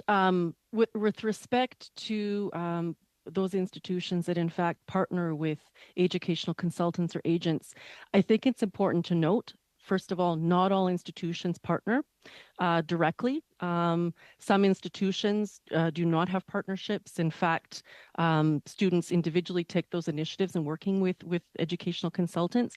One of the opportunities that we see as Global Affairs is marketing Canada and branding the value proposition. We have an opportunity to do more to educate our prospective students about whom they are able to rely on in seeking that support in that initial part of the process. And there's more that we can do to inform and empower those students, because that is not information that is proactively shared. And there's more that we can do to be able to raise that profile and awareness. The other part of this is a significant number of recruitment and kind of educational consultants that work with our institutions behave very ethically and do strive to support students in very meaningful ways. And I think it's important for us to see that there's a very significant number who fall into that category. And those are, as I mentioned during my opening remarks, those are the trusted partners with whom I know CBIE is working with individual provincial governments and some regional education, international education associations to in fact further build their capacity So you have agents that are behaving ethically, but may not have a full and well-rounded grounding in how immigration processes related to study permit applications in fact function and how best to support students. And so there's capacity that we can build to help mitigate some of those risks. Not all of them are behaving nefariously, but with further capacity building, they can be an even stronger ethical partner in working with our institutions to shore up some of those opportunities for our students. Thank you. With that, time is up for Mr. Al-Khoury. We will now proceed to Mr. Brunel Decept for 6 minutes. Mr. Brunel. Thank you, Madam Chair. Mr. Casey, I think you were here listening to the first panel when we heard from the students who were directly concerned by these cases of fraud and who are experiencing horrible stress and incredible pressure on their mental health. I'd like to point that fact out because I think it seems as though the government had a role to play in the current state of their mental health through these deportation orders.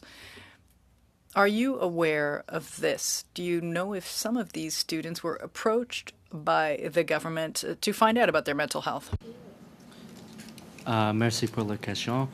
Thank you for the question. I am not aware at this point if the government has reached out regarding their mental health, but I can certainly agree with the students and from all the students that I've spoken with that the longer that this goes on, the longer a toll it has taken on their mental health. Merci. Thank you. If so, one of this committee's recommendations should be to make available to these students some resources in the area of mental health. Would you agree with that? Through the Government of Canada. Absolutely. Yeah, they need to take the initiative, and I think that it's incumbent on all parties involved to be proactive and take the initiative to reach out and make sure that those resources are available for those students. Perfect. There are a number of recommendations or solutions that could be available so that this would never recur, Mr. Casey. Sorry, it's difficult, Madam Chair. I'm hearing discussions all around me. It's difficult to focus. We have side conversations. It's very difficult to get the interpretation. So, yes, Mr. Brunel Decept, please go ahead. Merci. Thank you. Let's be serious. I mean, we're almost at the finish line, but not quite.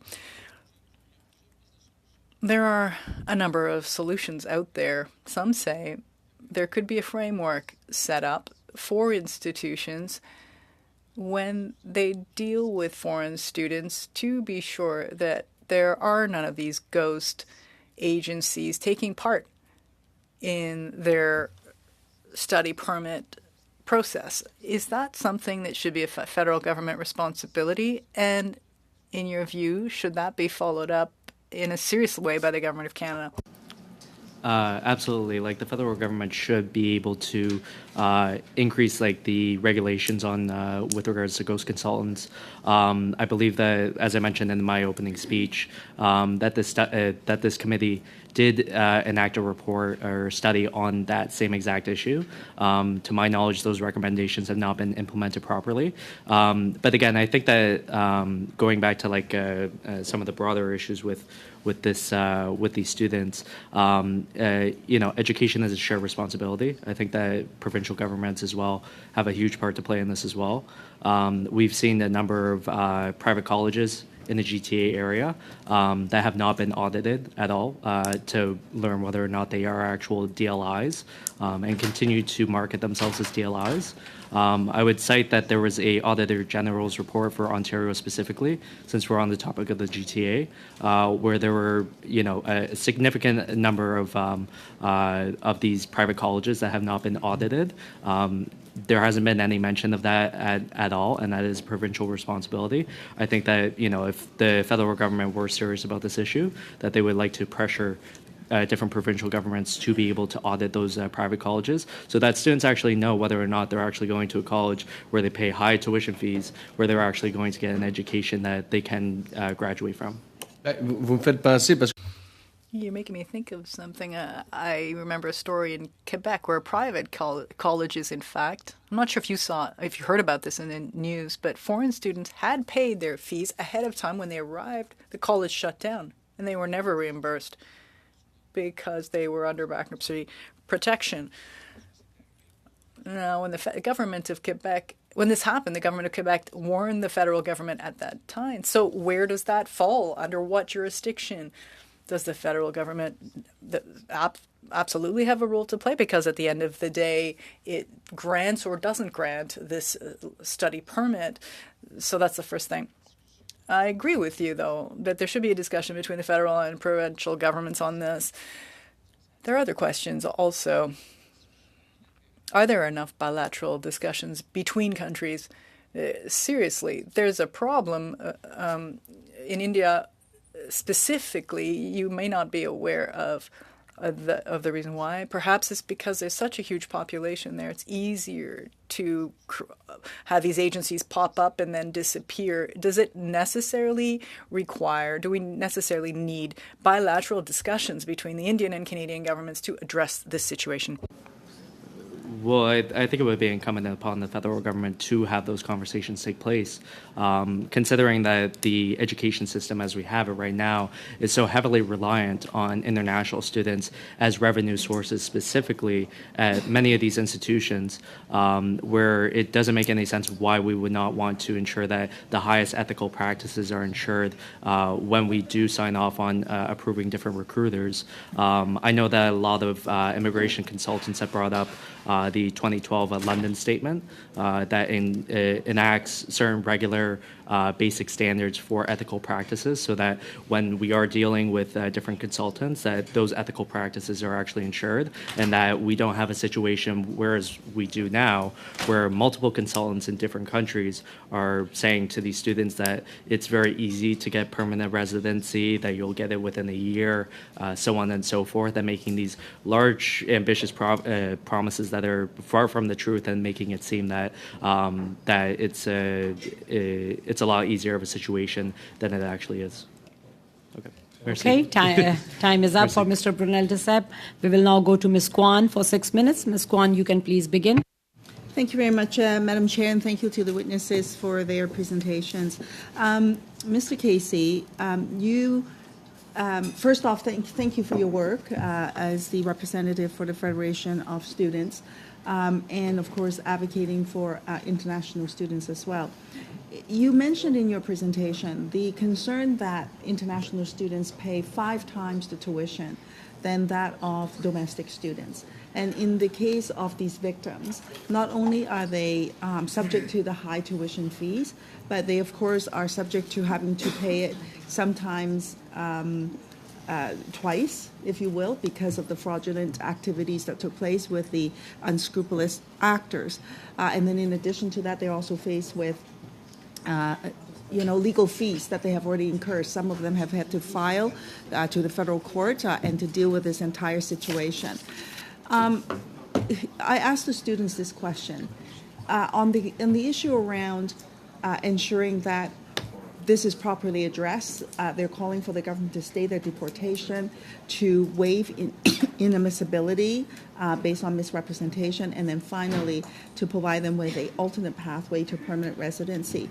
And you touch on that as well in your comments. Can you advise the committee, do you think that in providing with an alternate pathway to permanent residency, such as HNC application process or regularization process, is that giving them special treatment than that of other international students? Can you comment on that? Yeah, and that's actually a great point. When we've visited these students and spoken to them directly, one thing that they wanted me to communicate to this committee, to all the folks that are different stakeholders that are trying to see that these students have a pathway to justice, is that they made it a point for me to mention to everyone that they're not looking for any special treatment. What they're looking for is fairness, and that they actually are making a specific point that they want the integrity of our immigration system to be upheld. They want it to be strong, and they want it to be fair. But at the same time, they're in the situation right now where many of them, as far as we have heard on those different announcements from the minister, inadmissibility is not really subject to those actions that are currently taking place. And again, like the words are not really matching up with the action, so to speak. But these students, are more concerned about, ensuring that the system is actually fair to everyone that comes here, and they've made it a specific point to bring up to me to share with folks that they want that the integrity of our system to be upheld, and that they're not looking for any special treatment. Okay. Yes, we heard from the students that for them to be given an alternate pathway to permanent residency is not really deemed as a special treatment per se. Do I understand that correctly from you? Yes, that's correct. Thank you. Now, in terms of dealing with the unscrupulous actors, this was something, as you mentioned, back in 2017, the committee actually studied this issue, and these ghost consultants, is still carrying on, preying on individuals. In this instance, it happens to be students. In other instances, would be other immigration measures. But yet, since 2017, these recommendations came forward, and there's not much that seems to have corrected the situation. And here we are once again. So if action were to be taken from the government, what would you say that the government needs to do to address the issue of ghost consultants? How do we deal with these unscrupulous actors, and how do we ensure that they don't prey on the students the way in which they are right now? Well, I would say because you mentioned that study report from a few years ago, I believe it's recommendation 17 specifically that talks about ghost consultants. But as well, we certainly need to have not just more regulation, but like actual regulation around ghost consultants in this country. The fact of the matter is that these different ghost consultants, and in a situation where this is just one education consultant who has so many different cases connected to him, and we've seen, as far back as 2013, where we knew that he was forging documents and defrauding different students. The fact that that didn't raise any flags in the system or within the different departments is quite concerning. But definitely needing to tackle down on unethical practices, and ensuring that DLIs actually have the tools and resources to communicate amongst another, and seeing that they actually take a proactive approach to making sure that if they see a student coming to them and saying that, hey, I just got told from my consultant that there's not any spaces here, but I was told that I actually have a placement here, what's going on? I would think that most Canadians would think that, in an ideal situation, they would try to create some sort of communication within CBSA or IRCC where they're actually, investigating this case instead of letting it go on. For the students who's been subject to fraud, of course, it is enormously distressing for them. But even without that situation, in your capacity as the Federation of Students, and you see a lot of international students, what kind of supports do you think needs to be in place to support international students when they're away from their home and then trying to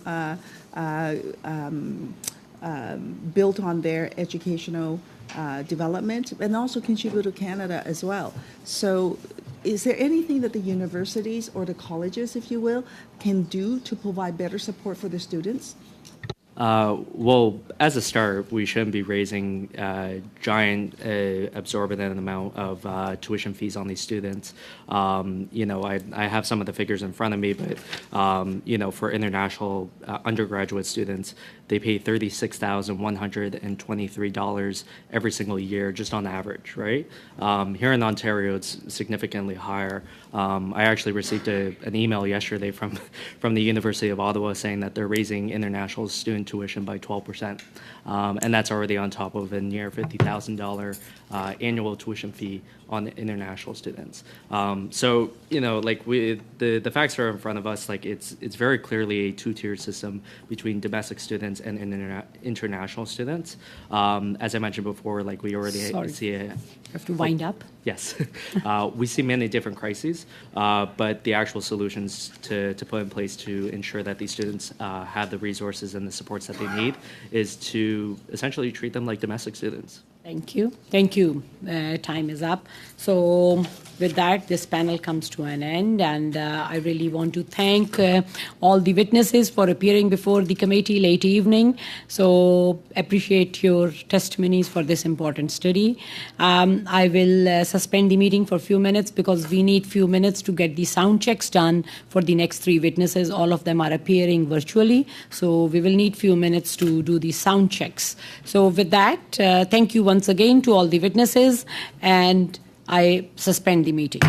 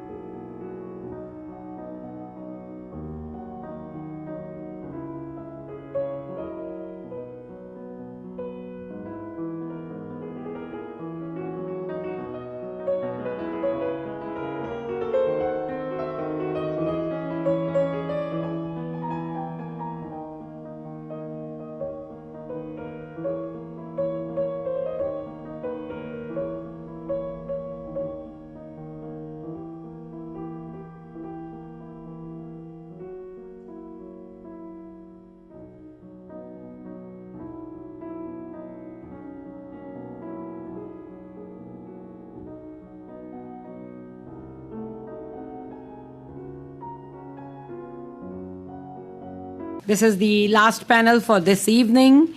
For this panel, I would like to welcome Mr. Dory Jade and Ms. Monica O'Brien from the Canadian Association of Professional Immigration Consultants. We are also joined by Anna Boyden from the Ontario Ministry of Colleges and Universities. And our third witness for today is Ms. Kamaljeet Kaur Lehal, barrister and solicitor at Lehal Law. So we will begin with opening remarks from our witnesses. Thank you to all of you for appearing before this committee. We will begin with Mr. Jade or Ms. Bryan, representing Canadian Association of Professional Immigration Consultants. You will have 5 minutes for your opening remarks, and you can please begin.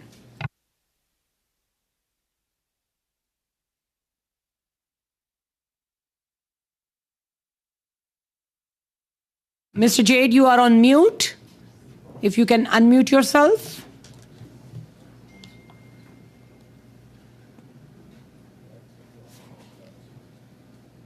Yes, can you begin, please? Thank you, Madam Chair. So, Madam Chair, committee members, thank you for the invitation. A friendly reminder, I've been before this committee on several occasions. I'm legally blind, and I appreciate to be whatever you want to mention to me by voice. Thank you. So on the issue of before us today concerning exploitation of immigration students, it is a critical issue and requires real attention from our side. Merci pour l'information et l'invitation. Thank you for the information and the invitation you sent us regarding foreign students currently exploited by the system. This is a critical issue that requires everyone's collective effort. Firstly, CAPIC as the professional association of about 5,000 licensed immigration consultants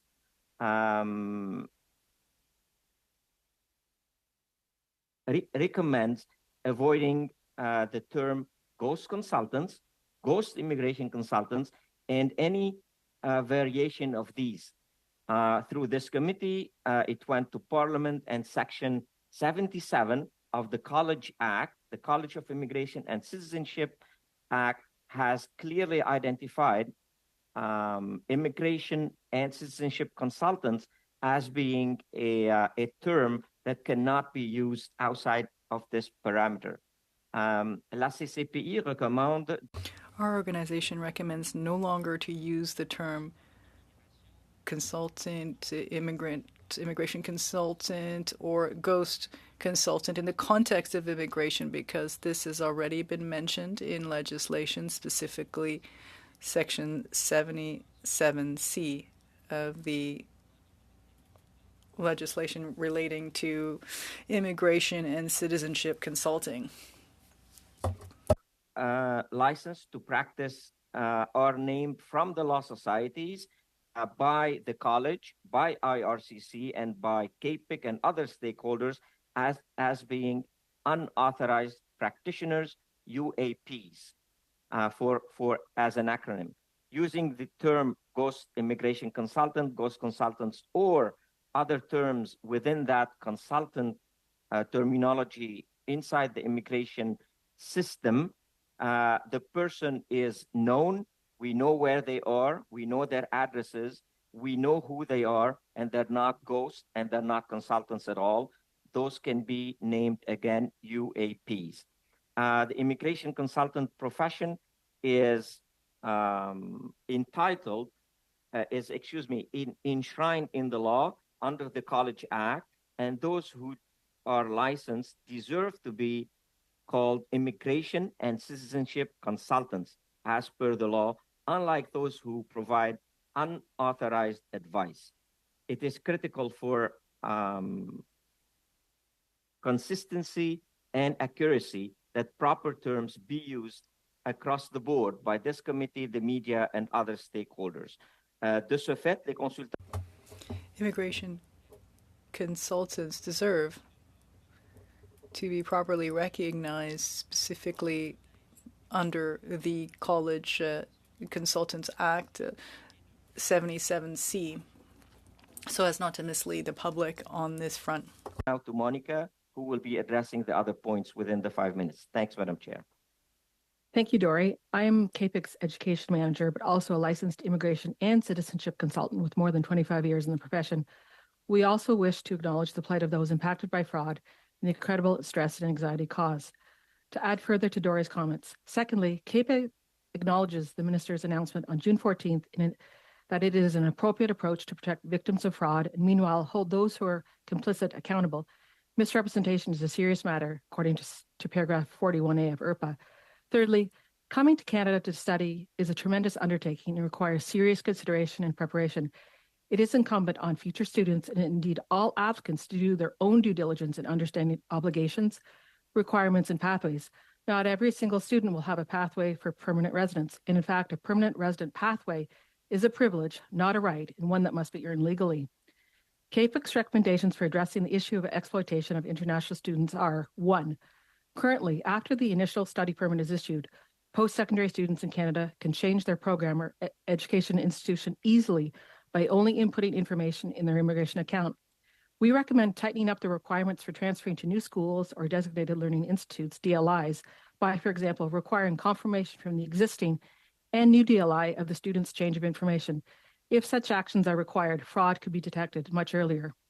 While victims of fraud should not be penalized, the integrity of the Canadian immigration system should be maintained. For this effect, we recommend modifying all immigration application forms to add a question. The question is, have you been assisted by any third party with this application? This will reinforce the consequence of misrepresentation. This is an amendment beyond the use of representative form. Such a question should be standard on all types of immigration applications. Sorry for interrupting. Your time is up. You will get an opportunity to talk further when we go to our round of questioning. So we will stop here and then we will proceed to Ms. Anna Boyden from the Ontario Ministry of Colleges and Universities. Ms. Boyden, you will have 5 minutes for your opening remarks. You can please begin. Thank you, Madam Chair. Hello, my name is Anna Boyden. I'm the Assistant Deputy Minister responsible for the Advanced Education Learner Supports Division at Ontario's Ministry of Colleges and Universities. I'm here today as a representative of the ministry, and I'd like to begin by thanking the Standing Committee on Citizenship and Immigration for the invitation to appear today to address this important matter. Students and academics from around the world are attracted to the high-quality education offered by Ontario's post-secondary institutions. Our reputation as a multicultural, welcoming, and supportive destination for post-secondary education studies. That's why there were over 200,000 international students enrolled at publicly assisted colleges and universities in Ontario just last year. International students studying in Ontario are here as a result of considerable coordination between all levels of government, individual post-secondary institutions, and local communities, with each playing a part in the journey that brings students from around the globe to study in Ontario. From the student permit provided by the federal government to the health and wellness supports from a student's post-secondary institution, the success of any given international learner is thanks to many partners coming together to prepare and support a student. Today, I'd like to take this opportunity to speak at the part of the equation that the Ministry of Colleges and Universities plays among the many partners. International post-secondary education is a critical part of building up Ontario's skilled workforce. It plays an important role in fostering the skills and future prosperity of the province, and it ensures that we have a pipeline of talent ready to fill the gaps in the job market of Ontario. International students enrich the academic, social, and cultural life of our post-secondary institutions and communities across the province. They are part of why Ontario is such a vibrant and globally competitive destination. Preliminary 2022-23 enrollment figures tell us that we're continuing to see an increase in international students enrolling in Ontario's publicly assisted colleges and universities, a trend we've been noticing for the past decade. That's why an increase of individual learners, each with a dream of receiving a world-class education that Ontario is well known for. And that's why we continue to work with all of our post-secondary education institutions, as well as our federal and municipal partners, to create the conditions that make it easier for everyone to access high-quality post-secondary education. All levels of government, in collaboration with Ontario's post-secondary education institutions, have a part to play in the future of our international students. For Ontario, we're responsible for overseeing and supporting post-secondary institutions, setting regulations and standards to ensure our sector is delivering excellent post-secondary education to all students, including international students. However, it's important to note that Ontario's post-secondary institutions are separate legal entities. That means as long as they continue to meet the requirements set by the ministry under the applicable policies and legislation, they have the authority to determine their own policies and practices. This includes partnership with education agencies and the provision of supports to their international students. However, the ministry has heard about the challenges that many international students have faced in Ontario recently, and improving their experience while in the province is an important priority for the ministry. When international students come to Ontario to receive a world-class education, they deserve to be free from predatory treatment from bad actors. Last December, Ontario's Minister of Colleges and Universities wrote to Minister Fraser about the need for the federal government to protect the prospective international student and reduce visa backlog wait times. The backlog on visa wait times has led to talented students choosing other countries to pursue their education and leaves those wanting to get to Ontario vulnerable to predatory marketing and recruiters from their home countries. Ontario is doing its part through the credible work and new standards set by Colleges Ontario. This new standard will ensure the marketing programs to international students are accurate and transparent. They will require international agents working for Ontario colleges to complete a sector-endorsed agent training program. They'll ensure information on services, supports, and facilities are provided to students before they arrive in Ontario and once they're in the province. And lastly, provide targeted assistance to help international students adjust to a new environment. All levels of government, in collaboration with Ontario's post-secondary education institutions, have a part to play in the future of our international students. Together, we can work together to ensure Ontario continues to be the best place to further an education. The Government of Ontario is proud to play our part in meeting this collective goal. We strive to ensure that from the moment an international student sets foot on campus to the day they graduate, the quality of education they are here to receive is second to none, and ultimately helps them to prepare for success in the workforce. Thank you, and I'm happy to take your questions. Boyden, exactly on time. We will now proceed to Ms. Kamaljeet Kaur Lehal, representing a barrister and solicitor at the Lehal Law. Ms. Kaur Lehal, you will have 5 minutes for your opening remarks. You can please begin. Thank you, Madam Chair and honorable members, for inviting me here today. I'm pleased to see that this committee is working towards supporting students who are innocent victims in a fraudulent scheme and having discussions about creating systems that will prevent such occurrences in the future. I will be breaking my submissions into two parts, one regarding the affected students and then the second regarding steps moving forward. So dealing with the first part, I have heard firsthand from students caught in this fraudulent scheme how their lives have turned upside down. The halt on deportations is indeed a relief for the students. While I would have preferred an option that did not necessitate the inadmissibility and TRP route, it is reassuring that TRPs will be issued immediately after the finding of inadmissibility to allow students to continue to complete their studies or work depending on what stage in the process they are. I understand that a task force will then determine on a case-by-case basis who victims of fraud are. My understanding is that the process to be undertaken will be on a priority basis and will be compassionate, and I'm relieved to hear that. However, in line with this goal to be expeditious and compassionate, I believe it is imperative that the task force permit these students to have legal representation should they choose, given the significance of the possible outcome. Principles of procedural fairness must govern the proceedings of the task force. Immigration is one of those unique areas of law where lawyers may be permitted into an interview with CBSA or an immigration officer, but not actively allowed to participate.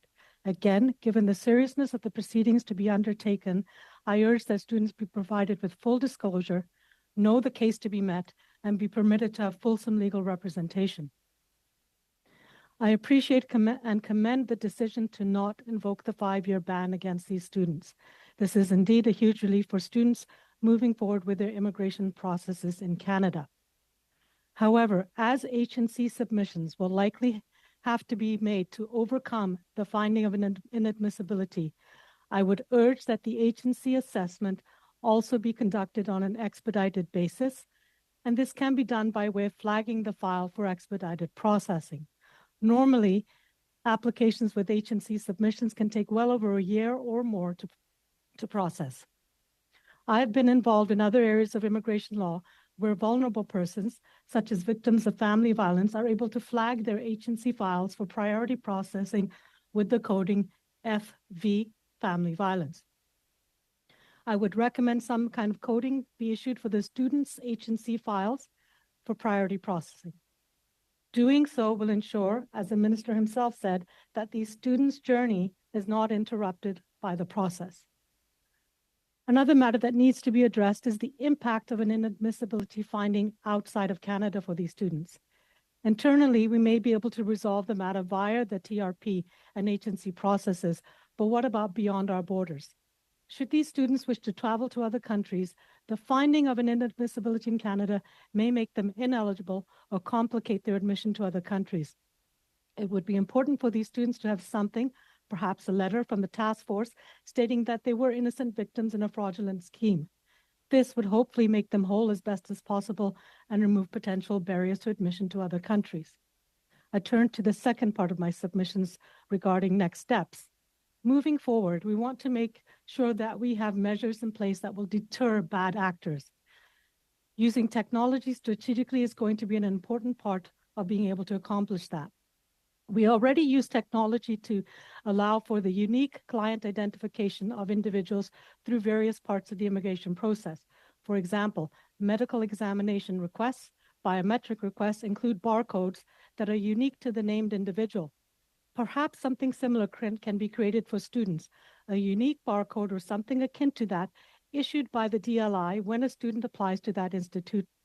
That unique barcode would match the student to the DLI database and allow the student to independently verify their status. My understanding is that DLIs already have portals which are used for reporting requirements, and perhaps these portals can be modified or adapted to incorporate this verification process. I would defer the precise process to experts in technology, but I'm confident in this day and age, we should be able to come up with something. I would also encourage further discussions with whomever the counterparts are in India to address the exploitation by consultants of students wanting to study in Canada. Perhaps this will require consultation with criminal law experts, both in India and Canada, who can advise on ways to take enforcement steps against individuals engaged in such criminal conduct. In closing, I thank this committee once again for inviting me here today. Thank you. Thank you, Ms. Kaur Lehal. With that, the opening remarks come to an end. We will now proceed to our first round of questioning. We will begin with Mr. Kimmich for 6 minutes. Mr. Kimmich. Thank you, Chair. My questions are for Ms. Anna Boyden, the Assistant Deputy Minister. You mentioned a letter sent from the provincial minister to the federal minister. When was the letter sent, and can you provide the committee with a copy of the letter? Thank you, Madam Chair, for the question from the member. It is my understanding the letter was sent in December of 2022. I would have to follow up on the letter itself. That's okay. If you could provide it, I think it'd be very informative. You mentioned the letter discussed two primary issues. One was concerns about processing times of international student applications, and the second one was about potential fraud happening in the system and scammers who are scamming international students? It's my understanding that the letter sent last December from Ontario's minister was to point out the need for the federal government to protect prospective international students and reduce the backlog on visa wait times. It's our understanding that the backlog on visa wait times has led talented students to choose other countries over coming to Canada to pursue their education, and it can leave some of those wanting to come to Canada or Ontario particularly vulnerable to these bad actors. So I'm struggling to understand how that would impact them. Are you implying that because they weren't able to have their applications processed quickly enough by IRCC, that they would be more likely then to seek out a consultant overseas that would guarantee them a spot in Canada and then provide them with a fake acceptance letter to a college in Ontario? That could be one potential outcome. Okay. Can I then ask you about DLIs? How does the province of Ontario make sure that colleges live up to standards that you set. So we've heard from different international students now that there are serious issues around the quality of some of these colleges and their business practices in attracting students and convincing them to come to Ontario specifically, but all across Canada. This is a specific situation in Ontario I want to know about. So what type of standards do you have? Do you have any rules set down about when you can use an education consultant? What are the rules around using a consultant either overseas or in Canada? Do you have any rules around whether colleges can hire consultants to act on their behalf to recruit international students? I think it's important to go back and recognize what a DLI or the relationship of the designated learning institution, how that comes about and how it's a joint provincial and federal program. It's part of the international student program. So there is a memorandum of understanding that's in place between the Ministry of Colleges and Universities and the IRCC to jointly administer the ISP. Our Ontario post-secondary education institutions can only recruit and host international students on a federal study permit if they are a DLI designated institution under that program. To be approved as a DLI in Ontario, an institution must comply with the applicable federal, provincial, and territorial legislation, and they do have to meet specific requirements that are part of the ISP policy. I'm happy to share, as part of our MOU with the federal government, there are specific criteria about the eligibility related Sorry, Assistant Deputy Minister, you could perhaps just, if you just provide it to the committee, you don't have to read from it, but if you just table it so the committee has access to it, that'd be great. I was going to ask you, has IRCC ever reached out to you with concerns about fraud being committed against international students? To me personally, no. We do have a role and inspectors that exist within our ministry to support and investigate if there were concerns raised either by a student. We do have inspectors who are responsible for conducting on-site inspections of private designated learning institutes. They visit campus locations, they visit private degree granting institutions. So we do have a role where we do follow up and visit institutions where there could be an area of concern. But IRCC hasn't communicated with you directly? Not with me directly, no. But another part of the ministry, is it possible perhaps for you to provide that information to the committee for in the future if we decide that we want to follow up with them? Has CBSA ever contacted you about scammers acting against international students with fake acceptance letters? No, CBSA has not been in touch with me or my office. Have they been in touch with anybody in your department then, or is there another way that CBSA would contact persons in your ministry to inform you that they have concerns about how international students are being treated and that a cohort of them have been given fake acceptance letters? I would have to take that back if there has been any contact within other areas of the ministry. So just on colleges one more time, we've heard that there's a difference of behavior, it seems like, between private colleges and public colleges in their business practices.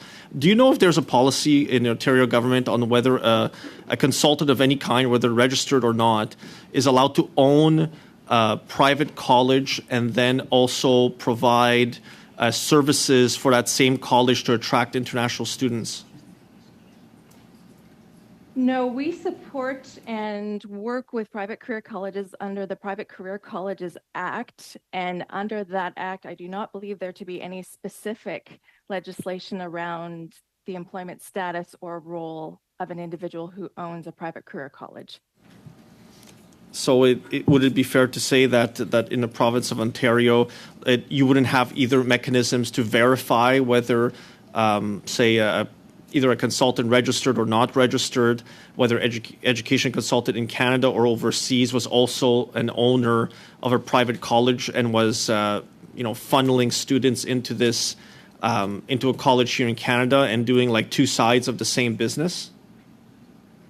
To become a registered private career college in Ontario, there is an extensive process that the college would go through, that we do understand information about their ownership structure, their financial background. It is quite a process to become a registered private career college in Ontario.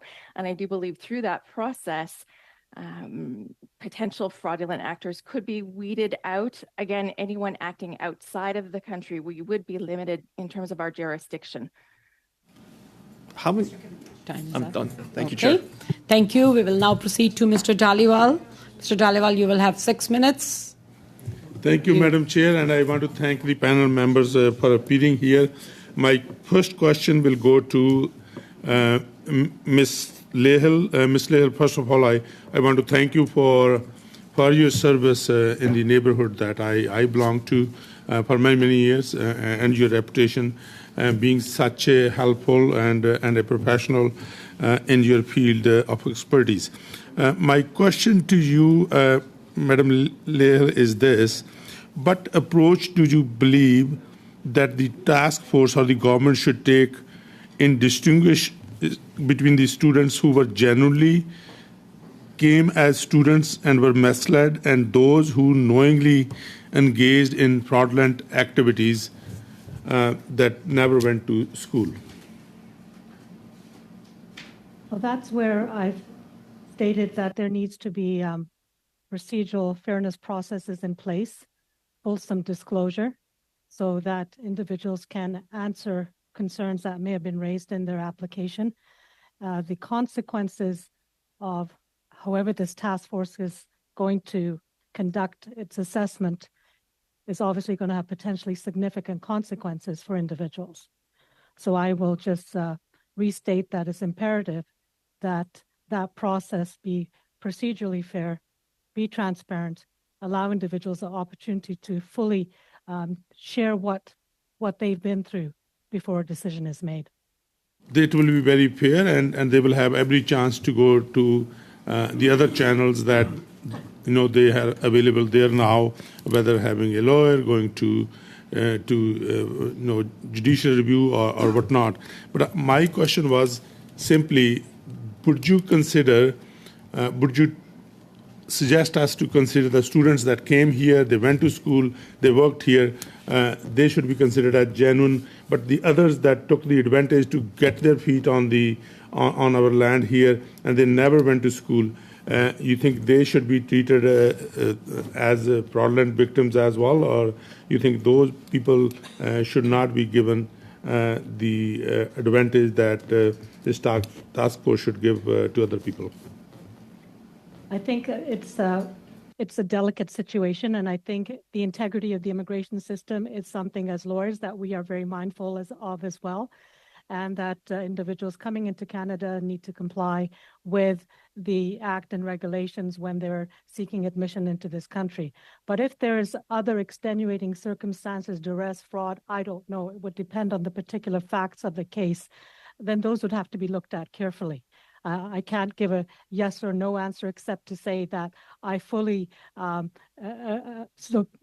agree that our immigration system is based on its integrity, and we need to ensure that students who have been defrauded and have come into this country and studied hard, worked, planted roots, that they are supported and not re-victimized again. Okay, thank you. And I'm going to pass it on to Ms. Sidhu for the next question, please. Thank you. Thank you, Mr. Thalwal, sharing time with me. Thank you, all the witnesses. My question is to the Ms. Biden. Ms. Biden, we are hearing heartbreaking stories from international students. Suicides are on the rise, and they are not getting quality education in the so-called plaza colleges. So what is the province doing to maintain high standard of education and support for international students? And the second point, I just know that when the pandemic began, Alpha College, a private career college in Kingston, has more than double its enrollment. They have a capacity of 420 students, but they have more than 4,000 students. So what can we do? Where is the oversight? And what is being done to audit these DLIs? We know it's a shared jurisdiction. Federal is responsible for study permits, and the province oversees the education component and select DLI institution. So where's the oversight? Why is not audit happening? And then this is something, exploitation is happening to the students. Can you tell us? Mm-hmm. I think it's important to recognize the role of a registered private career college and differentiate from the term that we've been using tonight around plaza colleges. Registered private career colleges in Ontario, we have nearly 550 of them, are inspected quite regularly and do maintain quite a rigorous relationship with the ministry in terms of reporting. They have KPI outcomes that come back to ministry. There's subject matter expertise required in terms of review of their curriculum, approval through our superintendent to ensure the quality and integrity of the program, and it's renewed on a yearly basis. So I would say there is a lot of oversight and work done very proactively to ensure the integrity of our education from students attending our private career colleges. And how do you explain the fact that the increase in new DLIs in Ontario outpaces any other province based on population?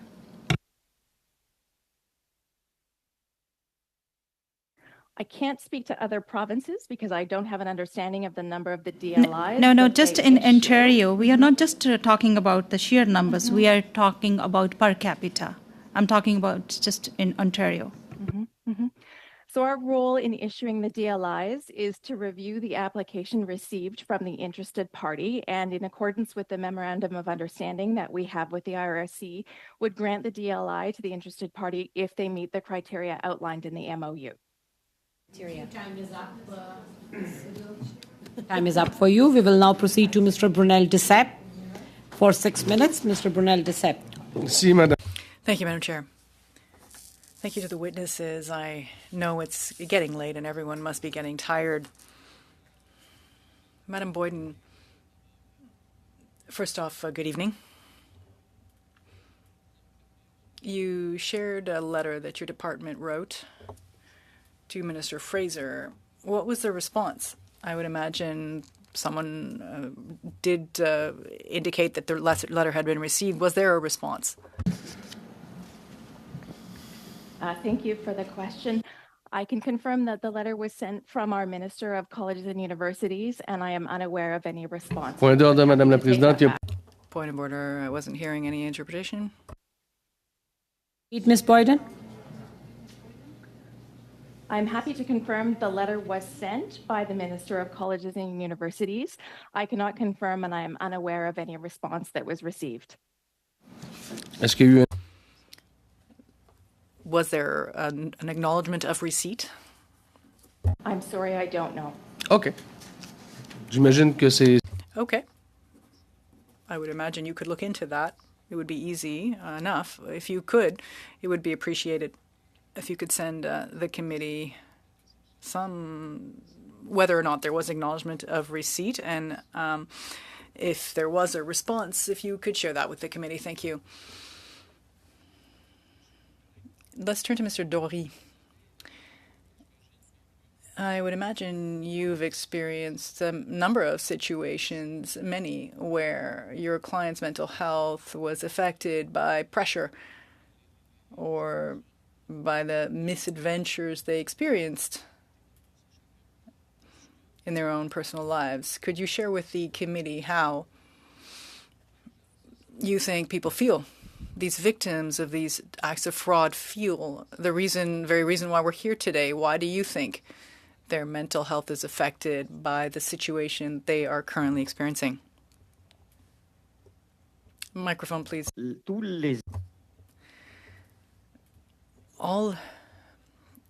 It's very difficult for the interpreter to hear this individual. People are feeling anxiety about how to get into the system.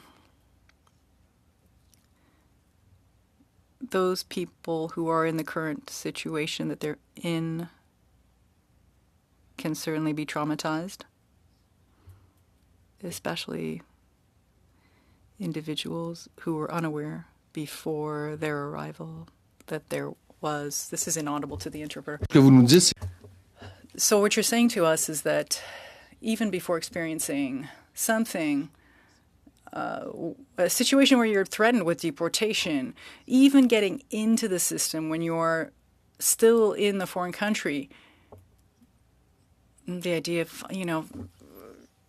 the idea of housing and all the rest, already that alone is pressure for their mental health. It causes anxiety. And if you add to the fact the threat of deportation, where they themselves have nothing to reproach themselves for, from what we're gathering, they're victims themselves. So you're actually really worsening their mental health. The interpreter would ask that the volume be increased because the individual is practically inaudible in the booth. Avoir vu un ou une étudiante qui sont rentrées ici, il y a toujours Point un of parent order. qui accompagne ou un tuteur. Sorry for interrupting. There is a point of order. Yes, Mr. Longfield. The interpreters asked if the presenter could turn up the volume because she's having difficulty hearing his statement, so she can't translate to us. If you can, the clerk will look into it. Oui, Thank you. Vous voulez que Est-ce que vous voulez que je hausse ma voix? Would you like me to raise my voice? I don't know. There's usually a Zoom to room sound problem in these cases. I'm having, as an interpreter, I can't hear. There's very little volume. Mr. Jade is asking if it's okay if he's okay right now, but the volume is too low for the interpreter. Mr. Jade saying he can't hear us. There's no one answering Mr. Jade, says Mr. Brunel-Duceppe. The team is just looking to increase volume now, so we'll have to give it another try. There's lots going on behind the scene, but we'll give it another try and we'll adjust accordingly. Okay. So would you like me to speak in English to make things easier for everybody? Non, je pense pas que ce soit une bonne idée. No, I don't think that's a good idea, says Mr. Brunel-Duceppe. To get this sorted out. Parfait.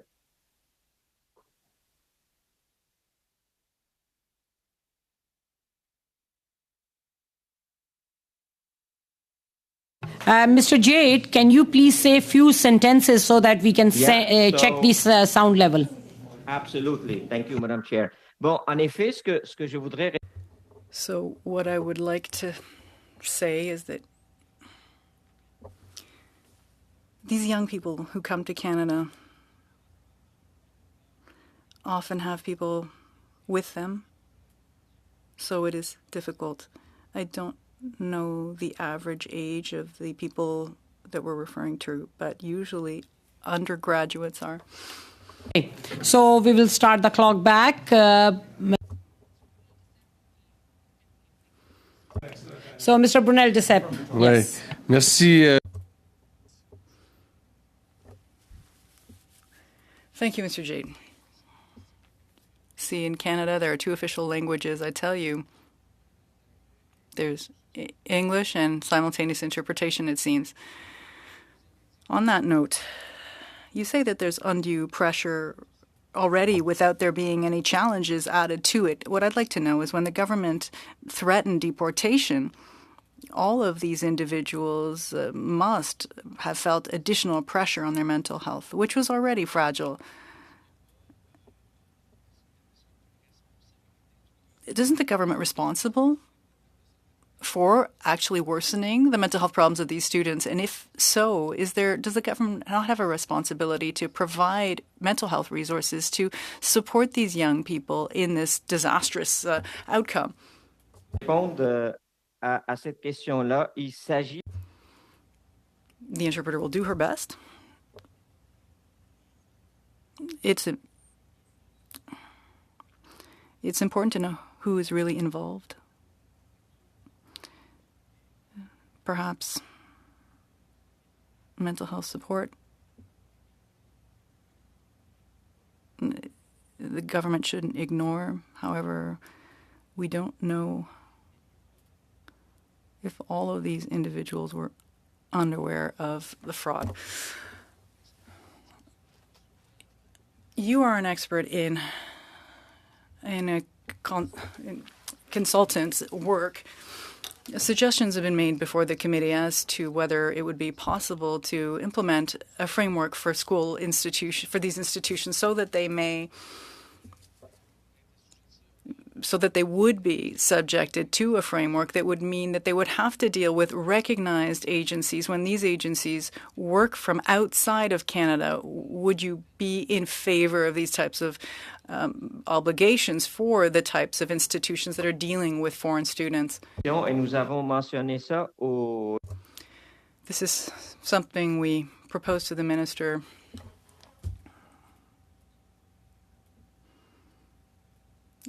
This point will be raised.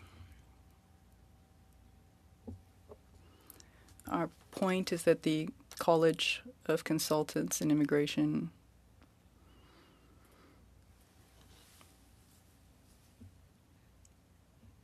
created these criteria.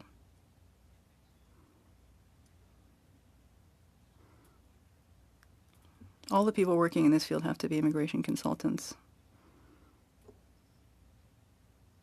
Or they have to be part of RSIA. These are people who are competent, licensed by the college, and work in institutions. If you can wind up, please. Thank you. Merci infiniment à tous nos témoins. Merci. Thank you to all of our witnesses. 6 minutes. Ms. Kwan, you can please begin. Thank you very much, Madam Chair, and thank you to the witnesses for their presentation.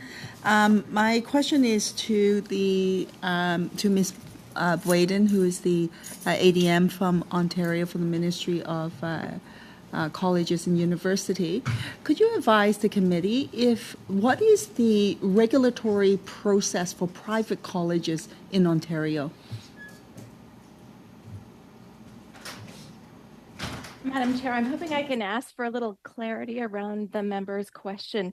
In terms of regulatory process, there's extensive legislation and regulation that exists related to registered private career colleges, and if there's a specific component? Okay, maybe more specifically, if there were a complaint about a particular private college, what process, who investigates that? And if you can explain to the committee how that would be dealt with. Happy to. So Ontario maintains an arm's length, sorry, there's feedback, a superintendent of private career colleges. And it's under the I'm sorry, there's terrible feedback on the line. Okay, well, try again if it's, no. The superintendent is responsible. There we go. So if a concern was reported to the superintendent of private career colleges, there is an enforcement and inspection team that's responsible for working with our private career colleges. This ranges a whole host of different activities that can happen. We have a scaling enforcement model that begins with education and supporting our private career colleges proactively to ensure compliance with our regulations, with our Private Career Colleges Act. And as a result of that, through progressive enforcement, we work to educate the operators and can scale that up through escalating compliance action if required. Is that a government superintendent, or is that a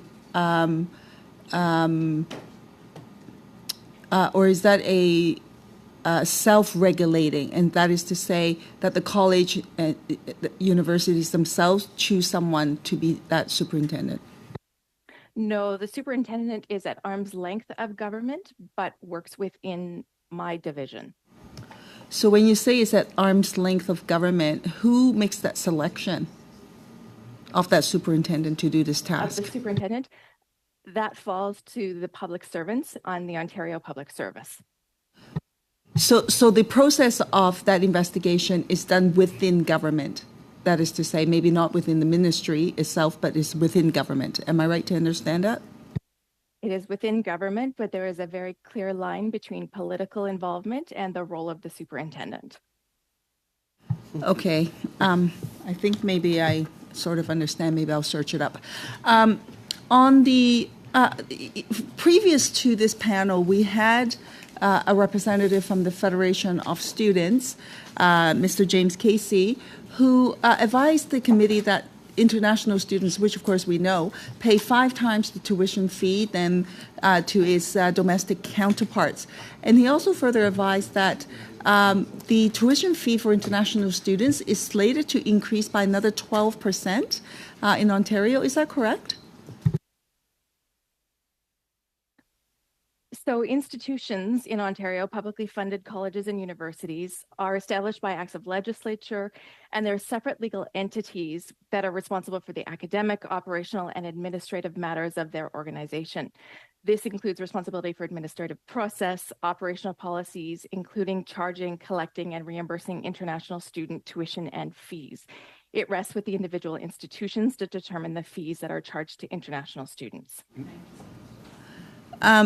What's the average comparison then of the international students' fees versus that of domestic students for Ontario? Can you give us a broad figure? I'm sorry, I don't have that information at hand. Is that something that you can provide the committee with at a later time? I'd have to follow up. Well, thank you very much. I would appreciate that because I think that's an important piece to look into.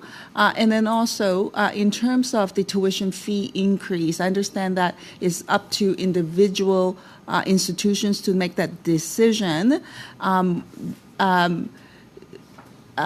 With respect to, I guess, follow-up information, if you can also provide the committee with information on the anticipated potential increases on average that might be taking place with international students. Is that something that you can provide us with by way of information? Again, to reiterate the province's role, the tuition rates set for international students are done independently at each respective institution. It wouldn't be information that I would have easy access to any more than a member of the committee. The Ministry of Colleges and University has no idea whether or not the tuition fees are increasing or not. So that's sort of a little bit disturbing. Because I think an issue here that was raised by the Federation of Students impacting international students is in this whole fraudulent scam is also related to tuition fees to which they pay, and so I just want to flag that as a major concern. Time is up. We can have 90 seconds for each party, so anyone can take from the Conservative. We will have 90 seconds for each party, so we will have 4 slots of 90 seconds. Mr. Redikoff, who will take from your side? Madam Chair, I'm just wondering if we would all agree that we bypass the 90 seconds and end this committee? I need the unanimous consent on that. Okay. Everyone has got all the answers they were looking for? Okay, so with that, I really want to thank all our witnesses for appearing before the committee today. I know it has been a late evening, and this is our last meeting before we adjourn for the summer break. So I just want to say, on behalf of all the members of the committee, I really want to thank our clerk, Keelan Beck. Thank you for all the service you provide to us in this committee. Thank you to our amazing analyst,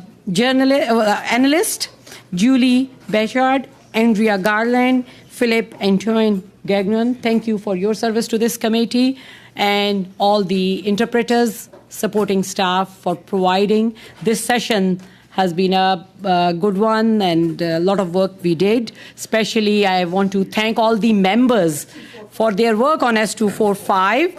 But before we go, if I can ask the members to take seat, just a quick, I think we have been in many meetings and many long meetings, and all of us are supported by our amazing staff. So I think let's give a big hand to all our staff. I know my EA, Jeff Jedras, does an amazing job, and he's really providing a lot of service for this committee. So does mine. Yes. But I don't have a budget to give him a raise. Maybe I can Same take is out the of problem here. So, okay. So I really want to thank all the staff who provide us support every day. And thank you to all the staff from the WIP's offices and the House Leaders' offices. It has been a great session. I hope all of you are looking forward to spending time in your ridings. And I know there is a lot of work waiting for us in our respective ridings, but I hope all of you will take some time to spend with your families. My boys have a long list of all I have to cook as I am home. So I am really looking forward to connecting with my constituents in the riding. And many amazing things are happening in my riding, starting with Canada Day and then our own annual community barbecue. So all of you will be busy. Maybe we will see each other sometimes in the summer somewhere. But hope all the members will take some time to rest also and connect with your constituents. Have a great summer. With that, the meeting is adjourned.